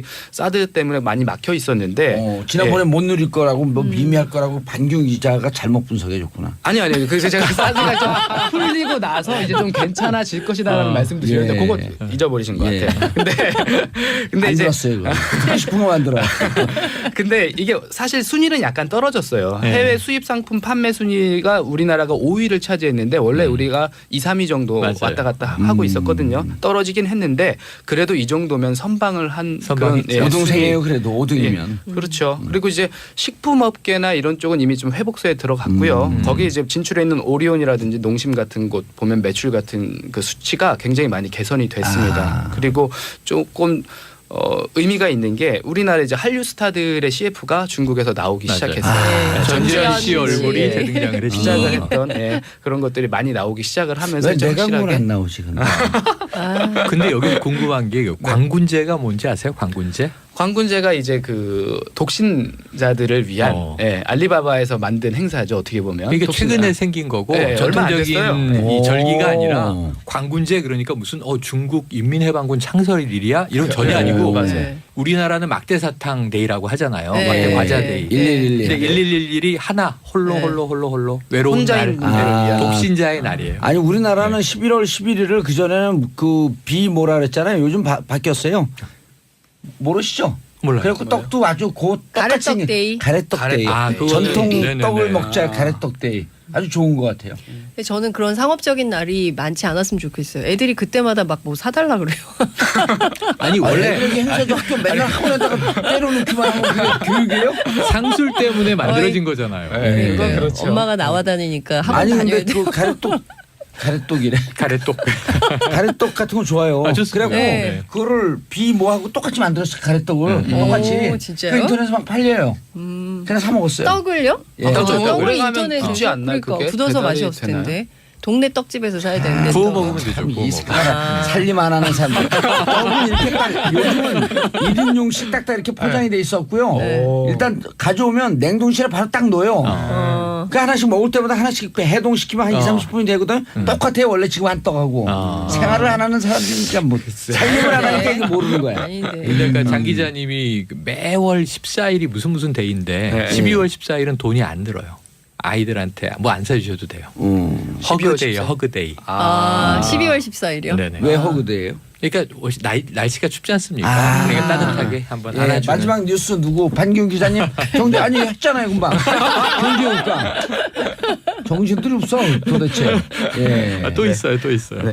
저 이번에 준비한 뉴스는 이제 그 홈쇼핑 갑질 관련된 뉴스인데 이게 사실은 이번에 전병헌 청와대 정무수석 측근들이 한국 e스포츠 자금 뭐 1억 원 빼돌렸다는 혐의로 검찰 수사 받고 있고. 롯데홈쇼핑이 롯데홈쇼핑이네. 선상에 올랐죠. 네, 그렇죠. 네. 근데 이 모든 사건의 발단은 이제 뭐 이 검찰 수사는 수사대로 가는 거고 잘잘못을 따지면 되고 시시비비를 가리면 되지만 어떻게 보면 이 모든 사건의 근원을 이렇게 쫓아가 보면 거기에는 홈쇼핑 회사들의 갑질이 있습니다. 아, 근데 오늘 반기훈 기자 얘기 말 잘한다. 네. 잘 나오는데. 그러게요. 네. 자투타는데 오늘. 그런가요? 예. 이제 계속 좀 하세요. 자투. 올려주세요. 예. 근데 출연료는 못 올려. 예. 네. 보면은 이 문제의 원인이 홈쇼핑의 갑질에서 나오는데 이게 어느 정도였냐 하면 지난 2014년 이미 검찰 수사 결과가 다 나온 사안입니다. 롯데 홈쇼핑 임직원들이 방송 출연과 이제 프라임 시간대 이제 배정을 해주겠다 이렇게 접근을 해서 납품 업체로부터 거액의 돈, 그림, 뒷돈. 승용차 이런 걸 챙깁니다. 오, 직원들이요? 예, 그 이미 다 이제 사건이 다 그건 종결이 뇌물인데? 된 거. 그렇죠. 그렇죠. 그래서 이혼한 아내 생활비 뭐 아니면 아, 아버지 예? 도박빚까지 납품업체로부터 받아냅니다. 세상에. 그게 롯데 홈쇼핑 임직원들이 행했던 비리였고요. 그래서 검찰이 당시 전 대표하고 전현직 임직원 등 8명을 구속을 했어요. 이렇게 되니까 2014년에 이런 일이 있었으니까 2015년에 이제 홈쇼핑 방송을 할지 안 할지 이제 그 허가를 재승인. 내는 인허가. 예. 아, 인허가 인허가 아니라 재승인. 재승인 예. 심사 기간입니다. 아. 이때가 이제 다가오는데 이거 누가 봐도 재승인이 될까 이렇게 생각이 되잖아요. 예. 당연히 안 될 거라고 생각을 하는데 재승인이 된 거야 똑같이. 롯데 홈쇼핑 그걸 해냈어요. 보니까 그 과정에서 보니까 롯데 홈쇼핑이 서류를 조작을 해서 재승인 허가를 받아냅니다. 그리고 이런 문제가 있었음에도 불구하고 또 될 수 있었던 그런 이유 중에 하나가 여러 가지 전방위적인 로비를 했다는 의혹을 받고 있고 그 중에 하나가 지금 전병헌 수석일 것이다. 수석 측근부터 해서 지금 관련된 수사가 여기에 연결이 되어 있는 겁니다. 롯데 홈쇼핑에서 로비 자금으로 후원금으로 냈던 로비 자금 아닙니다. 뭐 후원금으로 냈던 e스포츠 협회에 냈던 그 자금 중에 일부를 이제 빼돌린 혐의를 받고 있다. 그러니까 사기인 지금 거죠, 현재 사기 비리. 그렇죠. 아까 갑질이라고 한 건 갑질 아닌 거죠? 갑질 갑질은 일단 저희가 거죠. 했고요. 네. 그럼 병원이고. 아니요. 아니죠. 이것도 좀 갑질. 졸고 이것도 있었어요. 갑질이죠. 납품업체에 대한 납품업체에 대한 그렇죠. 슈퍼 갑질을 하고 슈퍼 갑질인 불법 거네. 뇌물을 받았고 네. 그리고 이 로비하는 와중에 여러 사람이 있었는데 그렇죠. 그중에 기관의 한 여러 사람들 그 중에 한 명이 전병헌 수석의 아직 측근일 것이다. 정리됐습니다. 갑질이 예. 어디 있었지? 그랬더니 납품업체한테 야, 근데 갑질했네요. 이혼한 그렇죠. 부인의 생활비, 아버지 빚 도박빚까지. 탕감, 도박빚. 이혼한 불비 생활비는요. 네. 그 법정에서 네. 그 이혼을 했기 때문에 네. 법에 명령이 돼 있어요. 그렇죠. 그러니까 그걸 자기가 줘야 되는 갚아야죠. 그거를 그 납품업체로부터. 싫었나 보지 뭐. 아니 자동차를 왜 뭐 받았으며 자동차를. 도박빚을 왜 그렇죠. 거기다 또 근데 하는 지금은 거였어요? 제가 다 롯데 구속됐어요. 홈쇼핑 다 구속됐죠. 8명 구속됐고요. 지금 롯데 홈쇼핑 얘기만 드렸지만 예. 사실은 이 홈쇼핑 다른- 업계 전체가 맞아요. 다 마찬가지입니다. 지난 2015년에 공정위에서 한번 조사를 해서 적발을 한 게 뭐냐면 6개 홈쇼핑 업체 전체가 납품업체에게 뭐 판촉비를 부당으로 떠넘기고 여러 가지 불공정 행위를 했어요. 그래서 과징금을 143억을 부과를 한 게 있습니다. 그런 것들이 있는데 이게 아직도 고쳐지지를 않았어요. 올해 9월에도 방통위에서 또 그 홈쇼핑 사업자들에게 과태료를 부과를 합니다. 이게 그러니까 계속됩니다. 납품업체들이 영세한 데들이 많아요. 그럼 그렇죠. 큰 데들도 다 있지만 중소기업들이죠. 제가 그거 네. 해봤잖아요. 아. 안 해본 게 없잖아요, 제가. 근데 영세한 업체들이 많고 수수료도요 30-40%씩 뛰어요. 아, 그렇죠. 그럼 그게 다 누구한테 가는 줄 아세요? 그 덤탱이 쓴 게 다 소비자들의 호갱이야, 호갱. 아, 그렇지. 예? 싼 물건을 비싸게 파는 거예요. 줘야 되니까. 그러니까 마진을 30% 많이 줘야 줘야 되니까. 되니까. 그렇죠. 예, 마진이 보통 수수료가 백화점 같은 경우도 그렇고 30-40%씩 되잖아요. 그러니까 물건 납품하시는 업체분들은 어떻게 해서든지 한번 방송에 나왔으면 하니까. 예, 그래야지 이제 풀리니. 근데 그렇죠. 미안하지만 끝났어요. 속보 나왔네. 예, 속보. 유승민 의원이 그건 좀 이따 얘기할게요. 그냥 지금 집에 들어가세요. 가기 싫어요. 자, 저는 광고 듣고 4부 보수의 품격으로 돌아오겠습니다. 채널 고정하셔서 인사하세요, 세 분. 네, 고맙습니다.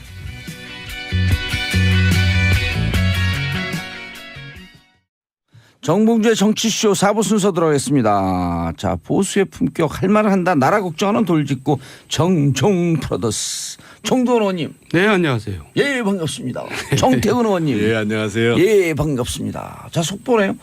두 분은 관심을 안 갖겠죠. 바른정당 신임 당대표 유승민 의원 선출 6개월 만에 당 전면에 나섰습니다.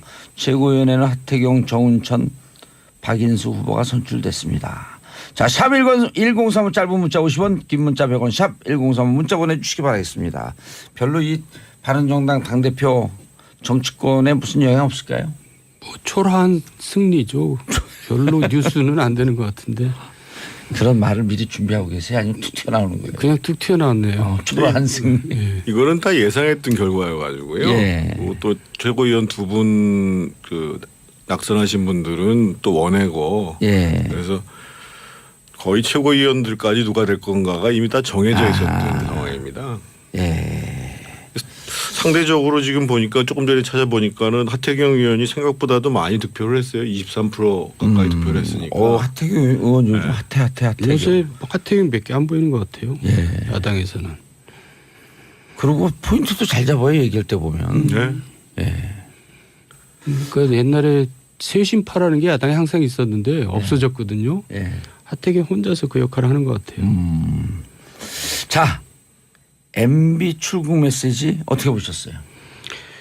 뭐 짐짓 여유 있게 보이려고 애쓰던데 상당히 불안한 그런 느낌이 들더래요. 화면 다 보셨어요? 예. 지금 옥죄 오고 있죠. MB를 향해서. 예. 김태호 전략기획비서관도 곧 소환하겠다 그러고. 네. 근데 이제 제가 볼 때는 이 문제는 그렇게 딱 떨어지지가 않아요. 그러니까 사이버사를 증원하고 뭐 우리 사람을 뭐 되도록 뽑아라 하는 얘기가 사실 그렇게 통치자로서 뭐 그렇게 그 범법이라든가 위법이라든가 뭐 그런 건 아닌 것 같아서 그래서 저기 김관진 장관 영장의 그 내용을 MB 관련 내용을 뺀 게 아닌가 그런 생각이 드는데요. 아직 약해요. 이거 가지고 MB를 어떻게 하기에는. 그래서 고민을 많이 하고 있는 것 같은데요. 검찰에서도. 저는 조금 그 이명박 대통령 대응이 좀 적절치 못하지 않았는가 이런 생각들을 좀 하는데요. 조금 더 절제된 표현을 쓰는 것이 필요했을 텐데 예. 지금 사실 검찰 수사도 상당히 여론을 의식해 가지고 예를 들면 김관진 그 장관 예. 진술을 사전에 흘렸잖아요. 예. 그러면 이제 그 이명박 대통령 측에서도 좀 이제 여론을 우호적으로 가져가려고 좀 그럴 필요가 있었는데 뭐 그 전날 이제 참모들하고 5시간 회의했다는 거 아니에요. 아침 8시부터. 그래요? MB는 뭐 퇴임 하나 뭐 현직에 있거나 아침 8시에 회의를 하셔야 되는 것 같아요. 보니까. 근데 저 같았으면 참모들이 예를 들면 뭐 여러 가지 뭐 정치보복 이런 얘기를 많이 하셨는데 그렇게 표현하기보다는 예를 들면 이유 여야를 막론하고 제 정부 때 있었던 일로 국민들에게 걱정을 끼쳐드려서 죄송하다 하면서 하지만 나는 대통령 재임 중에 불법적인 지시나 행위를 하는 것이 없다. 그리고 적폐청산 필요하지만 신속하고 핵심을 해야 되고 이것이 이제 그 과도하게 진행돼서는 안 되고 또 역대 정부에 대한 공도 평가해야 된다. 이렇게 메시지가 좀 간결하게 나갔어야지 맞는데 보니까 옆에서 이동관 수석은 더 한 수 더 뜨더라고요. 예. 그러니까 약간 지금 이명박 전 대통령과 그 주변 사람들이 조금 흥분 상태에 있는 게 아닌가. 그래서 조금 뭐 제가 보기에는 대응들이 적절치 못했다라는 생각이 들고 그러니까 이제 오늘 보면 뭐 민주당뿐만 아니라 국민의당 이런 데서도 이제 뭐 굉장히 안 좋게 지금 이제 평을 하는 거 아니겠어요? 예. 조금 좀 이해가 잘 안 가네요, 사실은. 오히려 지금 쑤셔 벌집 만들었다 이런 생각이 좀 드나요? 그러니까 MB로서는 할 얘기를 했는 것 같은데 예. 표현 방식이 굉장히 적절치 못했죠. 그러니까 지금은 또 굉장히 화난 것처럼 보여요. 그러니까요. 예. 그러니까 지금은 사실은 굉장히 어려운 시기이기 때문에 국민들에게도 냉정하게 이해를 구하는 방식으로 메시지를 전달했어야 되는데 그러니까 이전에 뭐 회고록 낸 것도 그렇고 좀 참모들 뭐 MB 본인의 문제가 있겠습니다. 이 참모들도 조금 이해가 안 가요 저는. 근데 사실 지금 MB가 아무 힘도 없는 분이거든요. 예. 그러니까 MB가 이제 힘이라고는 여론의 지지인데 사실 여론도 그렇게 호의적이지 호의적이지 않아요. 않죠. 그러니까 MB에 대해서는 뭔가 사람들이 그냥 뭐 좀 혼 좀 한번 놔야 되는 거 아닌가 뭐 이런 얘기들을 많이 해요. 제 주변에서도. 예. 뭔지 모르지만은. 주로 주변에 계신 예. 분들이 보수적 성향의 분들이 좀 많으실 거 아니에요. 예. 근데 그러니까 이제 뭐 얄밉다는 그런 생각들을 많이 하는 것 같아요. MB에 대해서는 뭔지 모르지만은. 그러니까 여론이 호의적이지 않기 때문에 예. 그 오히려 더 대응을 치밀하고 절제 있게 절제 해야 있게 되는데 절제 있게가 꽂히네요. 당연히 이제 그 메시지 자체는 소위 이제 지금 자유한국당 지금 이제 이 문재인 정부를 향해서 각을 막 세우려고 하고 그러면서 통합하려고 자유한국당과 사건 관련자들한테 내가 적극적으로 대응하겠다라는 메시지를 내보낸 거잖아요. 예. 그와 동시에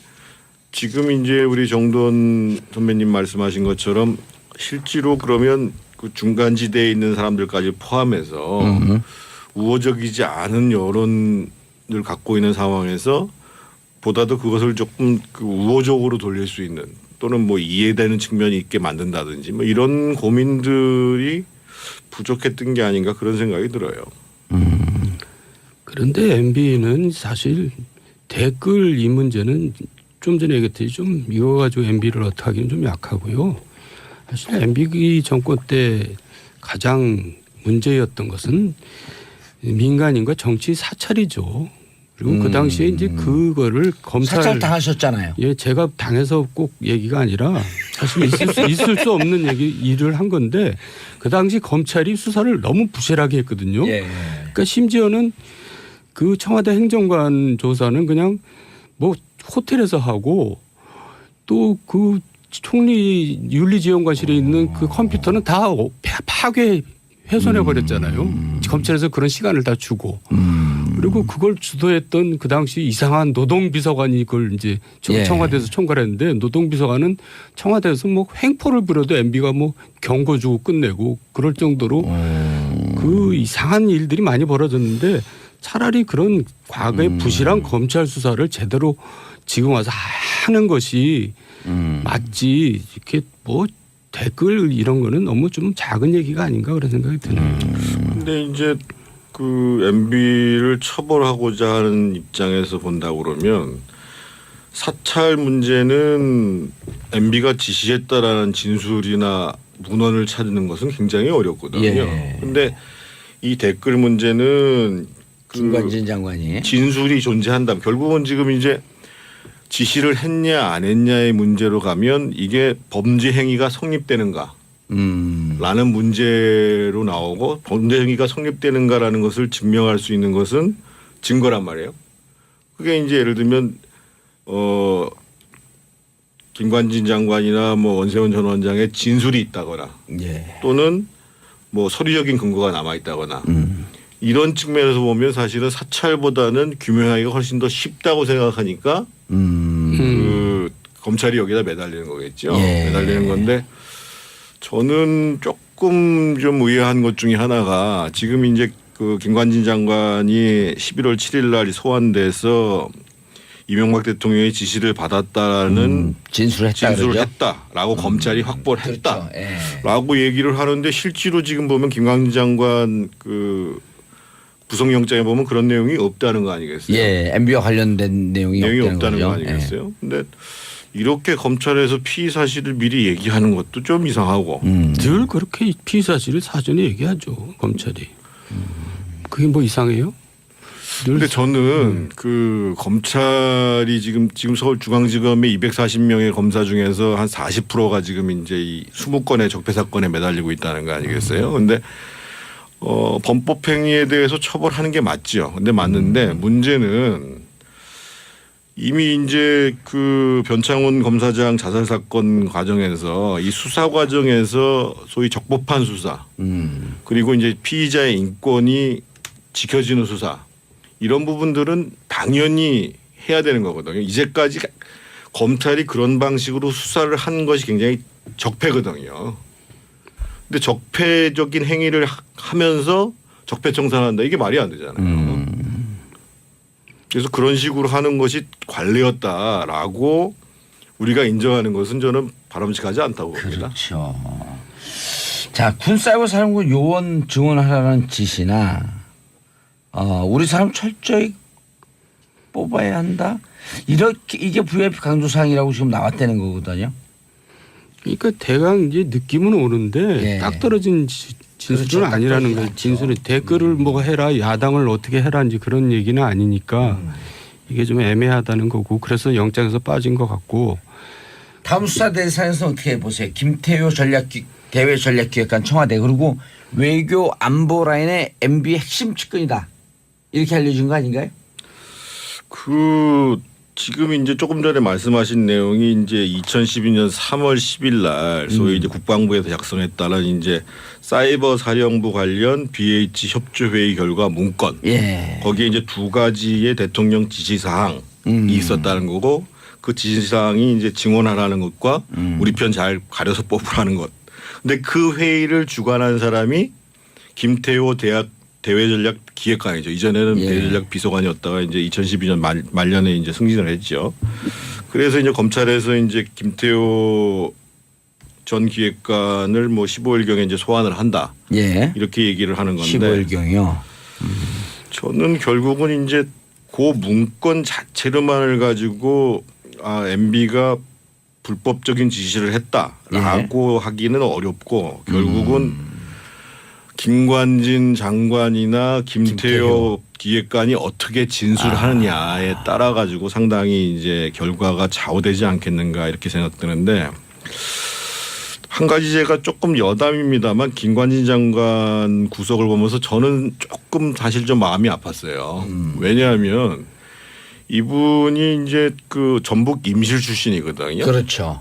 그리고 이제 DJ 정권 때 잘 나가기 시작했어요. DJ 정권 때 이제 육군 전략기획처 처장을 했고 노무현 정권 때 합참의장을 했고 노무현 정권 때 이제 그 이전에 이 작전본부 합참의 작전본부 본부장을 했어요. 중장 때. 예. 그러면서 노무현 정권 때 이제 합참의장을 했어요. 이 양반이. 그러고 난 다음에 MB 정부 때는 이상희 장관이 된 다음에 누가 됐냐면 고다음 기수를 넘어서 가지고 이 예. 김관진 장관이 아니라 김태영 장관이라는 분이 계세요. 예. 그러니까 육사 기수로 또 한 달 후배고 합참도 그 다음에 합참의장 했던 분이에요. 28기죠 거기가 김태형이. 예. 예. 그 지금 이제 이 김관진 장관은 27기죠. 27기요. 남재준 25기.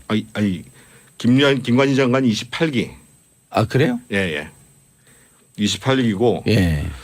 그래서 이제 사실은 김관진 장관은 공직에서 이제 끝났구나.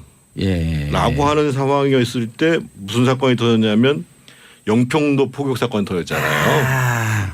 그래가지고 그 당시에 이제 그 대응이 잘못됐다고 그래가지고 장관이 된 경우예요. 이제 강골이 필요하다 그래서 장관이 됐는데. 맞아요. 예. 그리고 이제 박근혜 정부 때도 사람 못 찾다가 결국은 한 거거든요. 예. 아니 다른 사람 했다가 그 사람이 이제 검증에서 걸리니까 그래가지고 그런데 이 대기하고 사람이 있다가? 대기하고 있다가 된 게 아니고 정인우 씨하고 되게 친해요. 예, 기억난다. 맞아. 예. 예, 정유라가 이렇게 예. 증언했죠. 예. 우리 아빠가 형 아우하는 사람은 관진이 아저씨밖에 없어. 이렇게 얘기를 했어요. 그러니까 정유라 박근혜 장관이. 정부에서 장관이 될 수 없는 사람인데 예. 정윤회하고 관계 때문에 이제 장관이 되고 안보실장까지 했으니까 관우는 타고난 사람이죠. 근데 안보실장도 사실은 세월호 사건 나고 예.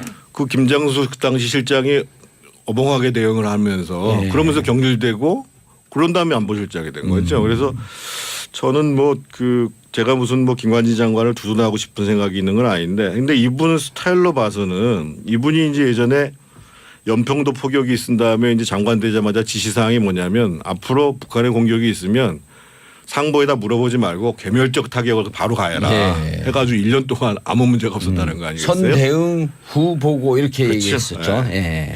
그래서 오히려 저는 제가 보기에는 김관진 장관 입에서 그 검찰이 원하는 답이 나오기보다는 오히려 지금 김태호 기획관 입에서 무슨 얘기가 나올지 그게 궁금하네요. 김태호 잘 아세요? 김태호 이 사람은 이제 북한 붕괴를 통한 흡수 통일을 주장하는 소위 극우적인 네오컨이거든요. 예. 근데 이제 뭐 성균관대 교수하다가 이제 캠프에 들어와서 이제 이렇게 청와대 들어왔는데 이 양반이 냄비에 대한 충성심이 얼마인가는 좀 저도 좀 별로 자신이 없네요. 그 문제에 대해서 언론에서 얘기하는 것을 좀 정정해야 되는데 언론에서 지금 2004년도부터 MB의 외교안보 교사라고 그랬는데 그건 아니잖아요. 제가 2005년도에 부시장으로 있었잖아요. 예. 그리고 이전에 한번 정돈 선배가 얘기했지만 그때 캠프라고 별거 없었어요. 그리고 그 당 2004년도에는 이분이 외교안보연구원 지금 얘기하면 국립외교원 있잖아요. 외국영어 산하에 거기 교수로 있었어요. MB하고는 관여가 없었네. 아니 만약에 그 당시에 만약에 외교안보연구원의 교수로 있으면서 그 과외교사를 했으면 공무원법 위반이죠. 그 외교안보연구원이 외통부의 산하기관이거든요. 그래서 연이 언제 닿던 거예요 그러면? 아마 캠프가 만들어지고 안국 포럼 시절부터 본격적으로 좀 한 거 아닌가 싶은데 두 분들이 그렇게 잘 모르시면 아니 그때 역할은 그렇게 크지 않았어요. 그러다가 이제 사람이 없어서 그랬는지 이제 청와대에 들어갔는데 청와대에서 이 사람이 되게 뭐 이렇게 처신을 잘하더라고요. 그러니까 이제 저하고도 갖고 왔는데 저는 이제 완전히 그냥 연락도 안 하고 연락도 안 받고 그러더라고요. 자 마지막 질문. 예. 이명박 대통령 전 대통령 돌아올까요? 물론 돌아오죠. 또 그 무슨 거기서 있겠어요. 근데 검찰 소환될까요? 예? 지금 이 정권에서 하고 있는 모든 적폐 청산의 최종 이제 피날레는 이명박 그 포털라인에 쓰는 거죠. 그래서 어떻게든지 저는 세울 거라고 생각합니다. 그런데 지금 딱 떨어지는 게 없어서 저는 구속까지 가기는 그렇게 쉽지 않다고 생각합니다. 이명박 대통령이 그렇게 만만치 않아요. 그러니까 이제 그 항상 빠져나갈 구멍을 다 만들고 일을 하는 사람이기 때문에 그렇게 꼭 집어서 뭘 구속시키기에는 간단하게 예측. 저도 쉽지 않을 거라고 봅니다. 그래서 검찰이 치밀하게 수사를 하지 않으면 그러면 쉽지 않을 거라고 봅니다. 알겠습니다. 오늘은 좀 짧게 하시고. 네, 그럴까요? 네. 자, 두 분 인사하시고요. 네, 수고하셨습니다. 다음 주에 또 뵙겠습니다. 비 오는데 조심들 하시고요. 날씨 추워졌습니다. 키스의 I was made for loving you. 사랑하게 됐어요. 저는 내일 오전 10시 5분에 돌아오겠습니다. 땡큐. 피스 코리아.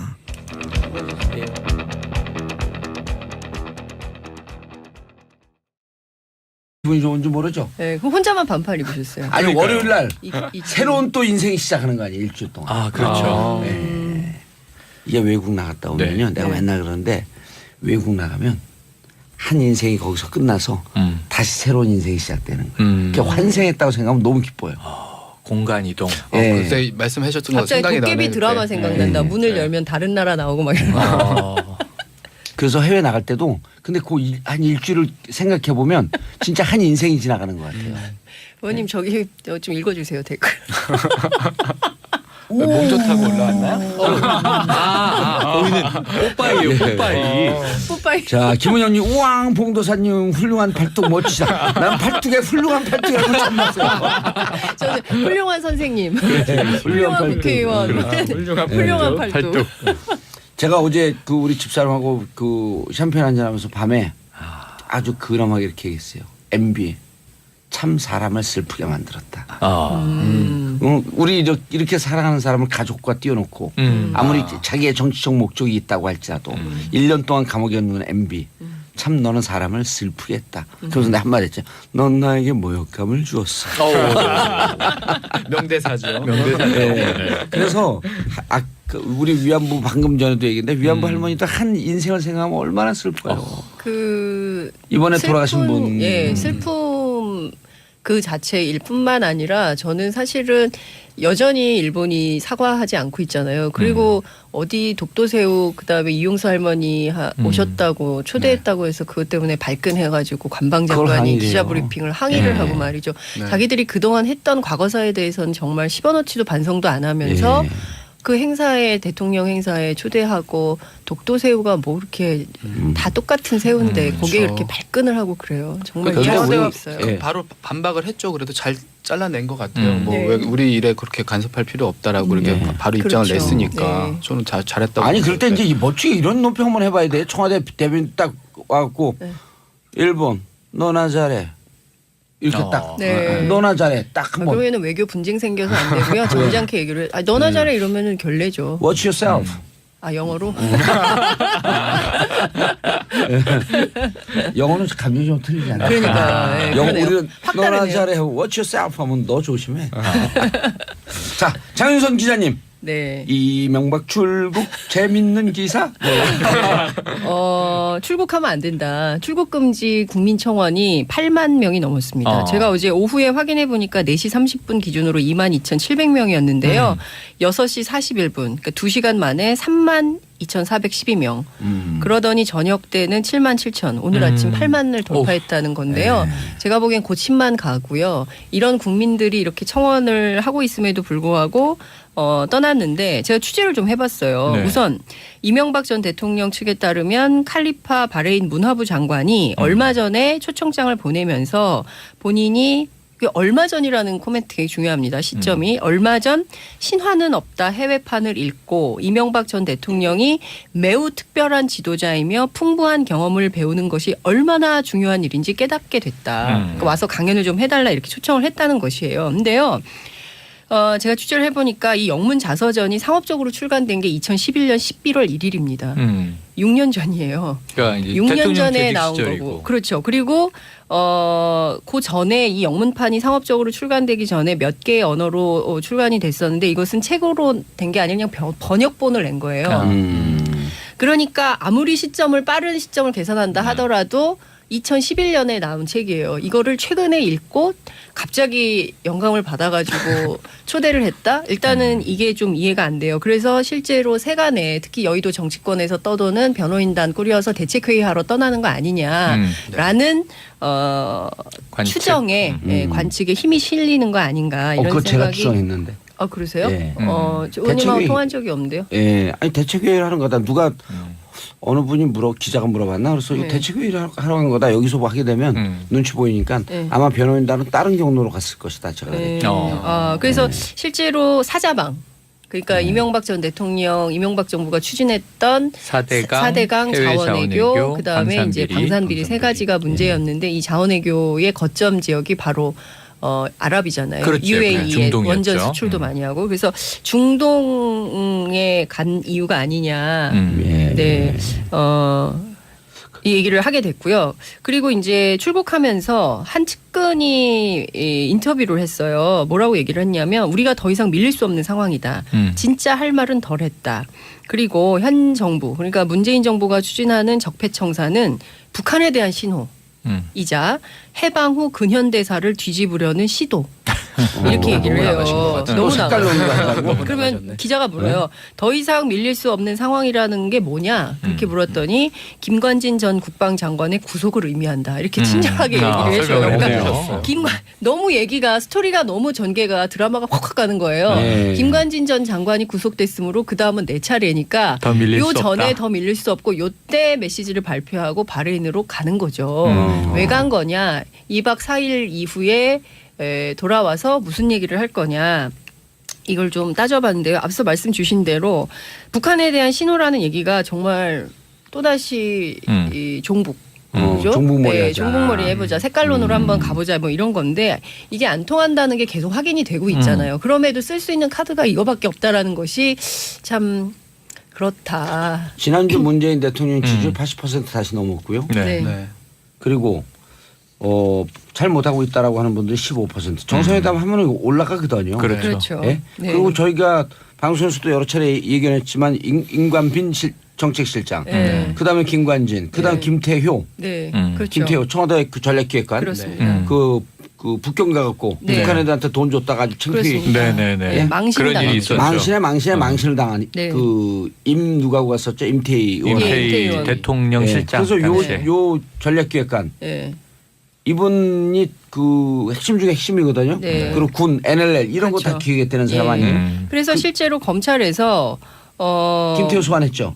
이제 할 거예요. 조사를 하고 네. 그다음에 그 뭐 정치보복이네 뭐네 온갖 주장을 하지만 이명박 전 대통령에 대한 조사 일정을 검토하고 있다. 이런 보도가 예. 나오고 있습니다. 그러니까 조사는 이미 이제 수순에 들어간 건데요. 저는 이 얘기를 꼭 하고 싶어요. 이동관 전 청와대 홍보수석이 출고국에 앞서서 이런 얘기를 했어요. 국정원 심리전단장인 이태하 씨 공판이 진행되고 있는데 거기서 이미 밝혀진 일이지만 지금 문제가 된 댓글은 전체의 0.9%라는 것이 검찰이 제기한 자료에서 나오고 그중에서 절반만 법원이 받아들여가지고 0.45%의 진실밖에 안 된다 이런 주장을 하는데 0.45% 아주 미미하니까 이건 죄가 안 되네요. 라고 주장을 하지만 0.45%의 진실은 진실이 아니라는 얘기냐는 거예요. 아니에요. 그리고 그렇게 얘기하면 너무 어려워요. 우리가 그 부엌칼 있잖아요. 부엌칼. 네. 부엌칼이 용도가 뭡니까? 음식 쓰는 거 아니에요? 네. 99.9999%를 음식 쓸다가 네. 그 칼 갖고 옆에 있는 사람 푹 찔러갖고 죽잖아요. 살인이에요 그럼. 그렇죠. 0.0000001%예요. 아, 그러니까요. 예? 그러니까요. 비율은 중요하지가 않아요. 0.00001%. 그러니까 이런 식의 꼼수, 예. 이런 식의 이게 잔기술로 네. 국민들을 속이려거나 헷갈리게 하거나 이렇게 하면 안 된다는 거죠. 그러니까 이분들 그러니까- 이런 식으로 얘기를 좀 많이 하세요. 보니까 오늘도 아까 8만 그 국민 예. 청원 아. 넘었다고 하셨잖아요. 그러니까 우리 국민이 지금 5천만 명이 넘는데 그 중에 겨우 8만이 뭐 청원했을 뿐이다. 이게 이런 식으로 얘기를 하니까 네. 비슷한 논지를 계속해서 얘기를 하더라고요. 그러니까 지금 비율? 네, 근데 그게 중요한 것이 아니라 정권이 굉장히 심각한 사건이거든요. 그러니까 특히 이제 국정원 댓글 사건 같은 경우는 민주주의 근간을 뿌리채 흔든 사건이에요. 근데 이 사건에 대해서 0.00001%라도 잘못이 있으면 책임지고 그리고 도덕적으로 그리고 정치적으로 그리고 법적으로 내가 책임을 지겠다. 이게 지도자의 예, 뭐라 그랬지 그렇죠. 아까? 네. 매우 특별한 지도자. 전직 대통령의 모습을 보여주는 것이죠. 그리고 지금 그 위법 사항이고 뒷거래의 의혹이 되는 제2롯데월드 허가. 네. 그다음에 그 캐나다 하베스트. 네, 하베스트 네. 4인수. 그다음에 농협에서 대출해갖고 캐나다에서 분양 사기 친 거. 네. 네. 그 200몇 억 있죠. 그 돈 그렇죠. 날리고 농협은 항의도 안 해요. 그러니까 농협이 네? 아무 얘기도 안 하죠. 그 농협을 통해서 UAE한테 상금 받았는데 그날 농협은 샷다운. 그러니까 디도스 공격 받다 그러면서 맞아요. 농협 예. 이게요. 참. 해방이요. 희한한 일이 많았죠. 한 개인이 그 의혹을 받을 수 있는 네. 킹 오브 킹 짱짱짱. 앞으로도 없을 것 그런데 같은데. 어제 이걸 전무. 계속 그 보도되고 있는 장면이 전 재밌는데 네. 출국할 때 예. 기자가 묻잖아요. 댓글 지시하셨습니까? 상식에 부합하는 얘기를 해야지 이런 얘기를 화를 하거든요. 냈어요. 네, 화를. 오. 상식에 부합하는 응. 질문을 하라고. 그걸 그렇죠. 제가 그 속담으로 비교해볼게요. 네. 똥낀 놈이 성낸다. 아니 그 자리에서 물어봤어야 돼요. 그 다스는 누구 거예요? 이렇게. 내 거 아니에요? 그럼 저거 그럼 권 씨하고 이상은 두 분이 좋아해요. 그렇겠네. 다스를 이시영 씨한테 지분을 옮기려고 하는 그 과정을 제가 추적 중이거든요. 야, 조만간 단독 보도 기대하겠습니다. 나오는. 아니요, 그 이미 그 알려져 있는 아주 마이너 매체들도 있는데 네. 그 방식이 이제 세 번째는 이겁니다. 그 전 정권의 일이지만 쇄신의 계기로 삼겠다며 사과하는 방안. 뭐 기가 막힌 거가 있는 줄 알았더니 네, 별거 없는 거죠. 처음에 부인하다가 예. 두 번째는 뭐 말을 돌리다가 아니 말을 어쩔 수 없이 인정하다가 네, 세 번째는 뭐 별거 아닌 것처럼 그냥 대충 사과하고 얼버무리자 뭐 예. 이런 내용인데 이런 거를 네, 대응 방안이라고 초등학교 세워놓은 거면은 2학년들도 안다 이 사람들아. 그렇죠. 이게 국정원이라는 게 정보기관 아닙니까? 예. 국가정보기관인데 대응 방안을 이렇게 너무 좀 유치하게 좀 세워놨다는 거죠. 예. 근데 뭐 아시다시피 사실 일본에서 벗어나지 못했어요. 그냥 부인하는 걸로 끝났는데 그때 기억을 하실런지 모르겠지만 그때 이제 뭐 민주당 쪽에서 원세훈 전 국정원장 등을 고발을 했고 이거를 검찰에 수사를 하다가 국정원이 부인하니까 검찰에서 국정원이 아니라고 하네라고 하면서 네, 각하 처분을 내렸던. 그래서 뭐 이번까지 가지도 못했고요. 그냥 일본에서 네, 국정원 마무리됐습니다. 검찰 지난 정권 때 무슨 일을 한지 다 알아요 우리가. 네, 그렇습니다. 앞으로 좀 청산을 해야 되는 일들이 많죠. 국정원이 아니라 그러네. 근데 카카. 네. 그 얘기할 때 꽤 귀여웠어요. 누가요? 제가요? 예. 다시 한번 해봐요. 이거 어떻게? 네. 국정원이 아니라고 하네. 카카. 뭐 그런 거죠, 뭐. 네. 부끄러워서 여기까지만 하도록 하겠습니다. 예, 다음 뉴스. 좀 슬픈 소식인데요. 예. 그 일본군 위안부 피해자인 이기정 할머니께서 예. 10일을 별세하셨습니다. 뭐 일본의 사과도 받지 못했는데 예. 그 올해 돌아가신 분만 7분이죠. 네, 이기정 할머님의 별세로 뭐 정부에 등록된 피해자 239분 가운데 생존자는 지금 33분으로 줄었습니다. 그 239명 중에 33명, 206명이 벌써 돌아가셨네요. 네, 많이 돌아가셨죠. 예. 할머님은 1925년 충남 당진에서 태어나셔가지고요. 네. 그 1943년 그 일본 군인의 옷을 세탁하는 일이라는 거짓말에 속아서 아유. 네, 싱가포르와 미얀마의 일본군 위안소로 끌려가셨고 가족들조차 이 사실을 몰랐다고 합니다. 네. 그 해방기에 한국으로 돌아오셨고요. 그 서울에서 허드렛 일을 하다가 다시 이제 고향으로 돌아가셔서 네. 내려가셔서 할머님의 아버님께만 이 사실을 알렸고 그 이후로 좀 뇌졸중을 앓고 계셔가지고 네. 좀 정부에서 이런 위안부 피해자 분들을 네, 파악을 하고 뭐 지원을 해주는 사실도 몰랐다고 해요. 그래서 2005년 좀 뒤늦게서야 가족들의 신고로 할머님이 일본군 위안부 피해자로 등록이 되셨고요. 예. 네. 그렇게 이제 사시다가 네, 향년 92세로 예. 네, 고단한 삶을 마감하셨고요. 그 빈소는 당진 장례식장 2호실에 마련이 예. 됐습니다. 오늘이 이제 발인이죠. 네, 예. 발인이고 그 당진 시민장 형태의 연결식을 네, 9시 30분에 치를 예정이었는데 아마 예. 치렀을 것 같고요. 그리고 나서 이제 천안의 위안부 피해자 묘역에 안장이 될 계획입니다. 아유, 이걸 국가 정책으로 생각하지 말고 한 여성의 일생 삶으로 보게 되면 가슴 미어지잖아요. 이런 일 미어지죠. 하고도 참 그러니까 이걸 위안부라고 하면 안 돼요. 네. 성노예라 그래요. 전쟁. 그렇죠. 전쟁 성노예. 네.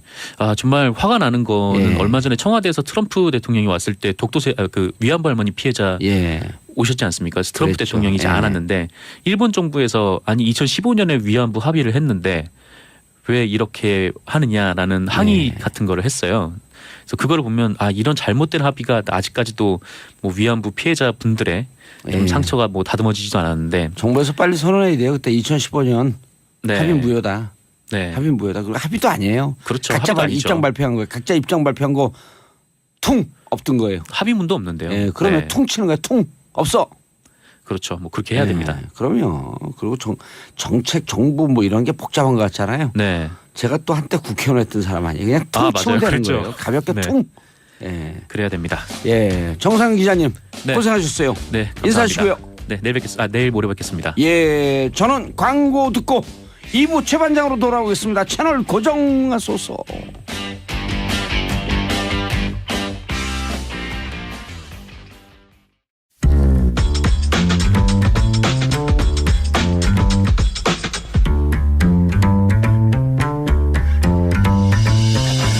여러분께서는 지금 정봉주의 정치쇼를 듣고 계십니다. 정치의 모든 것 정봉주의 정치쇼.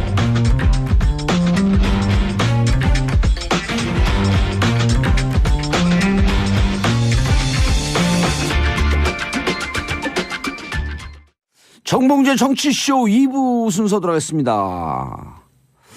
자, 이름하여 최반장, 최근평론가 안녕하십니까? 님. 자, 방기용 한경TV 기자님. 네, 안녕하세요. 예, 장윤선 기자님. 네, 안녕하세요. 예, 모두 다 안녕하시죠? 그럼요. 아, 반가워요. 반가. 네. 반갑습니다. 만나보는 거 같죠? 반가. 예, 반가. 들썩. 기분이 좋아서. 왜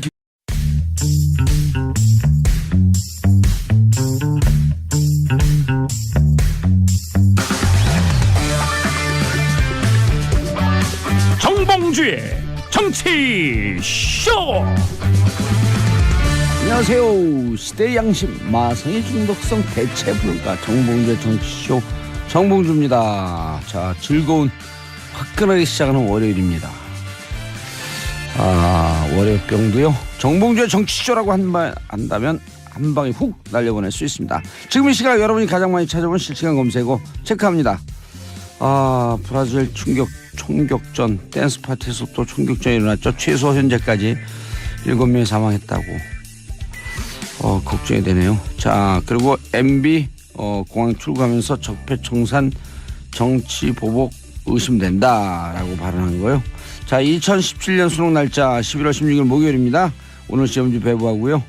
그리고 정현 한국 선수는 14년 10개월 만에 남자 프로테니스 투어 정상에 올랐다. 짝짝짝. 그런데 이 정현 선수가 약시 눈이 잘 안 보이는 거죠. 약시라서 더 화제입니다.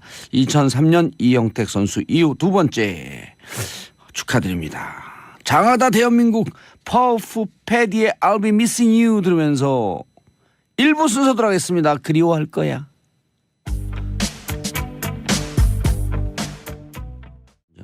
정봉재 정치쇼 1부 순서 들어가겠습니다. 이름하여 뉴스 브리핑. 월요일 오전 10시는 뉴스 브리핑으로 시작합니다.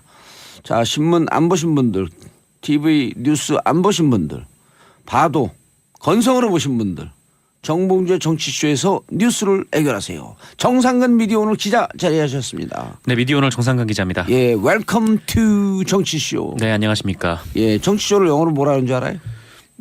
영어요? 쇼. 그렇죠. 그냥 쇼죠. 쇼 하면 돼요. 네. 예. 영어로 political show 하면은 정말 미국 애들 못 알아들어요. 그래요? 그냥 예. 쇼라고 하면 되는 거예요? Show about news. 네, 영어 시간이었나요? 예. political show 하면 이상하잖아요. 네. 정치적인 쇼. 그렇게 정치색을 되나요? 띄게 떼는 거예요. 뭐예요 이게? 영어는 진짜 너무 정치에 어려워요. 관한 쇼를 하는 거죠, 그죠? 네. 예, 정상훈 미디어 오늘 기자 첫 번째 뉴스. 네, 이란과 이라크 접경지대에서 규모 7.2의 강한 지진이 발생을 해서 네, 수십 명이 사망했다는 소식입니다. 좀 외곽인가 보죠? 예, 여기가 이라크랑 이란의 접경 지역인데 예. 그 이란의 북서부 케르만샤라는 지역이 있고요. 그 이라크 북동부에는 술라이마니아라는 주가 있는데 예. 이 주에서 이 접경지대에서 지진이 난 거죠. 그 현지 시간으로 12일 오후 9시 18분경이었는데 미국 지질조사국에 따르면 그 진앙지는 해당 지역의 남남서쪽으로 32km 지점이었다고 합니다. 예. 이게 규모가 얼마나 컸냐면 그 진앙지에서 한 600km 이상 떨어진 이란 테헤란이나 아니면 이라크 바그다드, 그 이란 북부 지역 대부분 심지어 터키에서까지도 진동이 느껴질 정도로 네, 강한 지진이었다고 하는데요. 우리나라에서는 안 느꼈나요? 네, 우리나라에서 느껴지진 않았습니다. 예. 어쨌건 3시간 뒤에는 이란 케르만샤 주에서 그 규모 4.5의 여진도 발생을 했다고 합니다. 네, 이란 그 국영 매체인 IRNA에 따르면 네, 이 강진의 여파로 최소 61명이 숨지고 300여 명이 다쳤다 이렇게 예. 보도가 됐는데 이게 언론마다 지금 사망자 틀리죠. 수가 지금 다르게 나오고 있어서 좀 정확한 집계는 좀 시간이 지난 후에 명확하게 드러날 것 같고요. 예. 지금 이란과 이라크 정부 그리고 인접한 터키 정부에서 구조하고 의료 지원을 바로 시작을 했다고 합니다. 예. 특히 이라크 북부 지역은 그 쿠르드족 자치구역인데 예. 그쪽에 피해가 많아가지고 네, 안타까움을 좀 더해가고 있습니다. 아하. 그럼 그 시골이면 또 가는 이 구호 물자나 이런 게 가기가 쉽지가 않잖아요. 네, 쉽지 않죠. 네.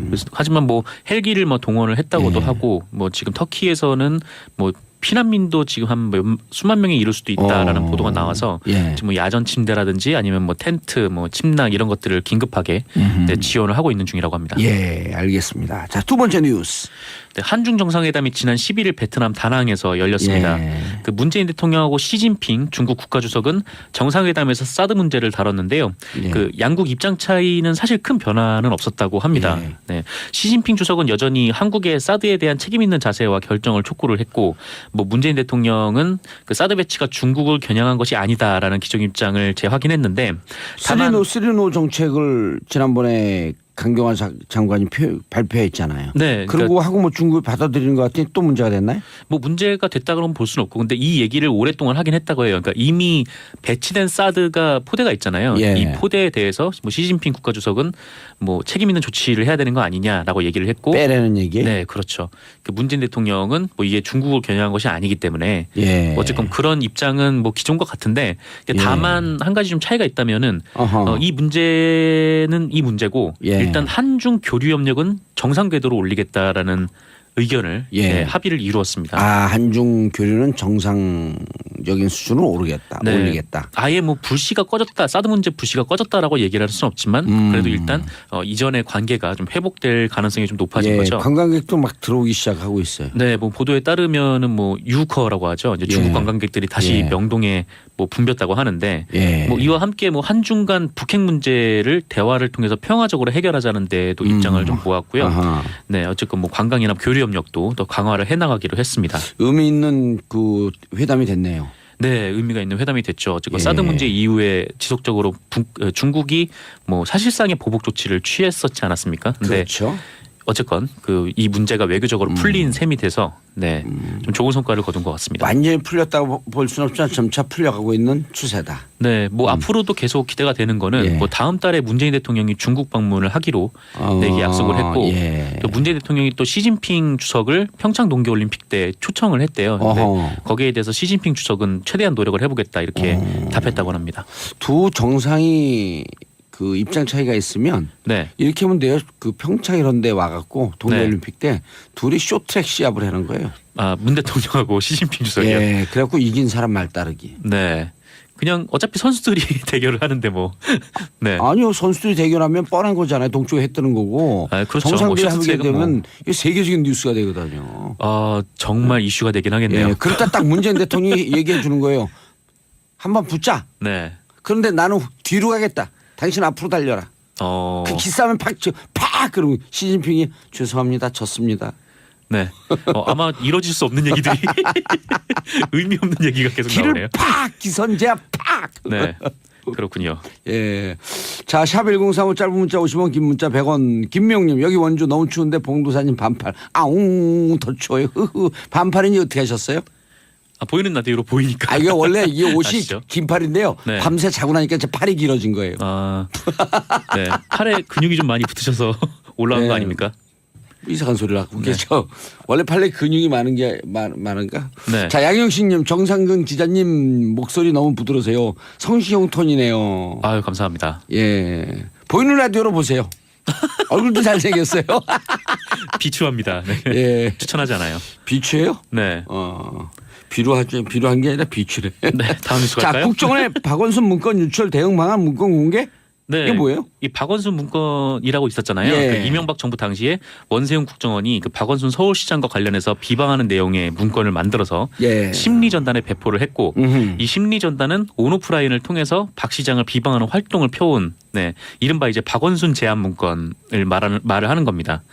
자, 한겨레에 따르면은 지난 2013년 5월에 한겨레가 이 문서를 처음 보도를 했는데, 이 보도 4일 전에 국정원의 국위전략실이라는 곳에서 해당 문건들이 외부로 유출됐다는 보고서를 작성을 했다고 해요. 그러니까 유출이 돼서 이 문건을 외부에서 문제를 삼을 경우에 우리는 어떻게 대응을 하자. 네, 이렇게 대응을 하자라는 시나리오를 짰다는 겁니다. 진짜 이러려고 너무하지 않아요, 진짜 이게? 네, 진짜 쓸데없는 문건을 만들고 그 예. 뒤로도 쓸데없는 일을 계속 세금으로 한 거죠. 세금으로. 네. 정상근 기자와 제가 낸 돈으로. 아, 그렇죠. 세금 우리 열심히 돈이 우리 꼬박꼬박 돈. 내는데. 세금이라 그러면 추상적이었고 감이 안 와요. 네. 내 돈으로 이래야 돼. 내 돈으로. 그렇죠. 그러니까 지금 청취자 여러분들의 주머니에서 돈을 빼서 예. 그 돈으로 이제 PC방 가서 댓글 달고 있었던. 주머니에 돈, 네, 그런 지갑도 꼴이죠. 돈 살살 뺐어요. 이렇게 살살. 아, 그렇죠. 예. 네. 열심히 세금을 납부한 사람들만 화나는 일인데, 예. 이 보고서 내용이 더욱 한심한데요. 그래요? 네. 이 대응 방안 시나리오가 3가지로 나눠져서요. 예. 1단계에는 국정원 문건이 아니라고 부인하는 방안. 일부 이게 검찰에 들어가면 네. 검찰에 소환하면 방법이 있다 그랬잖아요. 제가 맨날 얘기하는 게 1도, 2부 3빼기거든요. 네. 1도 무조건 도망가라. 처음에 소환에 응하지 않고. 예. 네. 2부 부인하라. 네. 세 번째 요초에 있는 도초에 있는 백을 다 써라. 백을 다 써라. 예, 1도, 2부, 3백. 그러니까 여기 두 번째를 먼저 쓴 거예요. 그렇죠. 부인하라. 뭐 국정원 자체가 백이니까 뭐 3번은 모르겠는데 예. 어쨌거나 첫 번째는 부인하는 방안 아하. 그리고 이게 안 먹힐 경우에 두 번째가 나오는데 이렇게 대응을 하자는 거예요. 그 국정원의 주 임무는 망국적 포퓰리즘으로부터 국민 인식을 바로 세우는 것인 만큼 이에 대해서 방어 심리전을 하다가 뭐 이런 논란이 생겼다. 네, 그렇게 대응을 하자는 무슨 거죠. 말인지 모르겠어요. 네, 하여튼 국정원이 해야 되는 일을 하다가 뭐 하다가 이런 이랬다. 문제가 생긴 예. 거다. 하여튼 그 정도로 예, 세 별거 번째로. 아닌 방안으로 치부하는 건데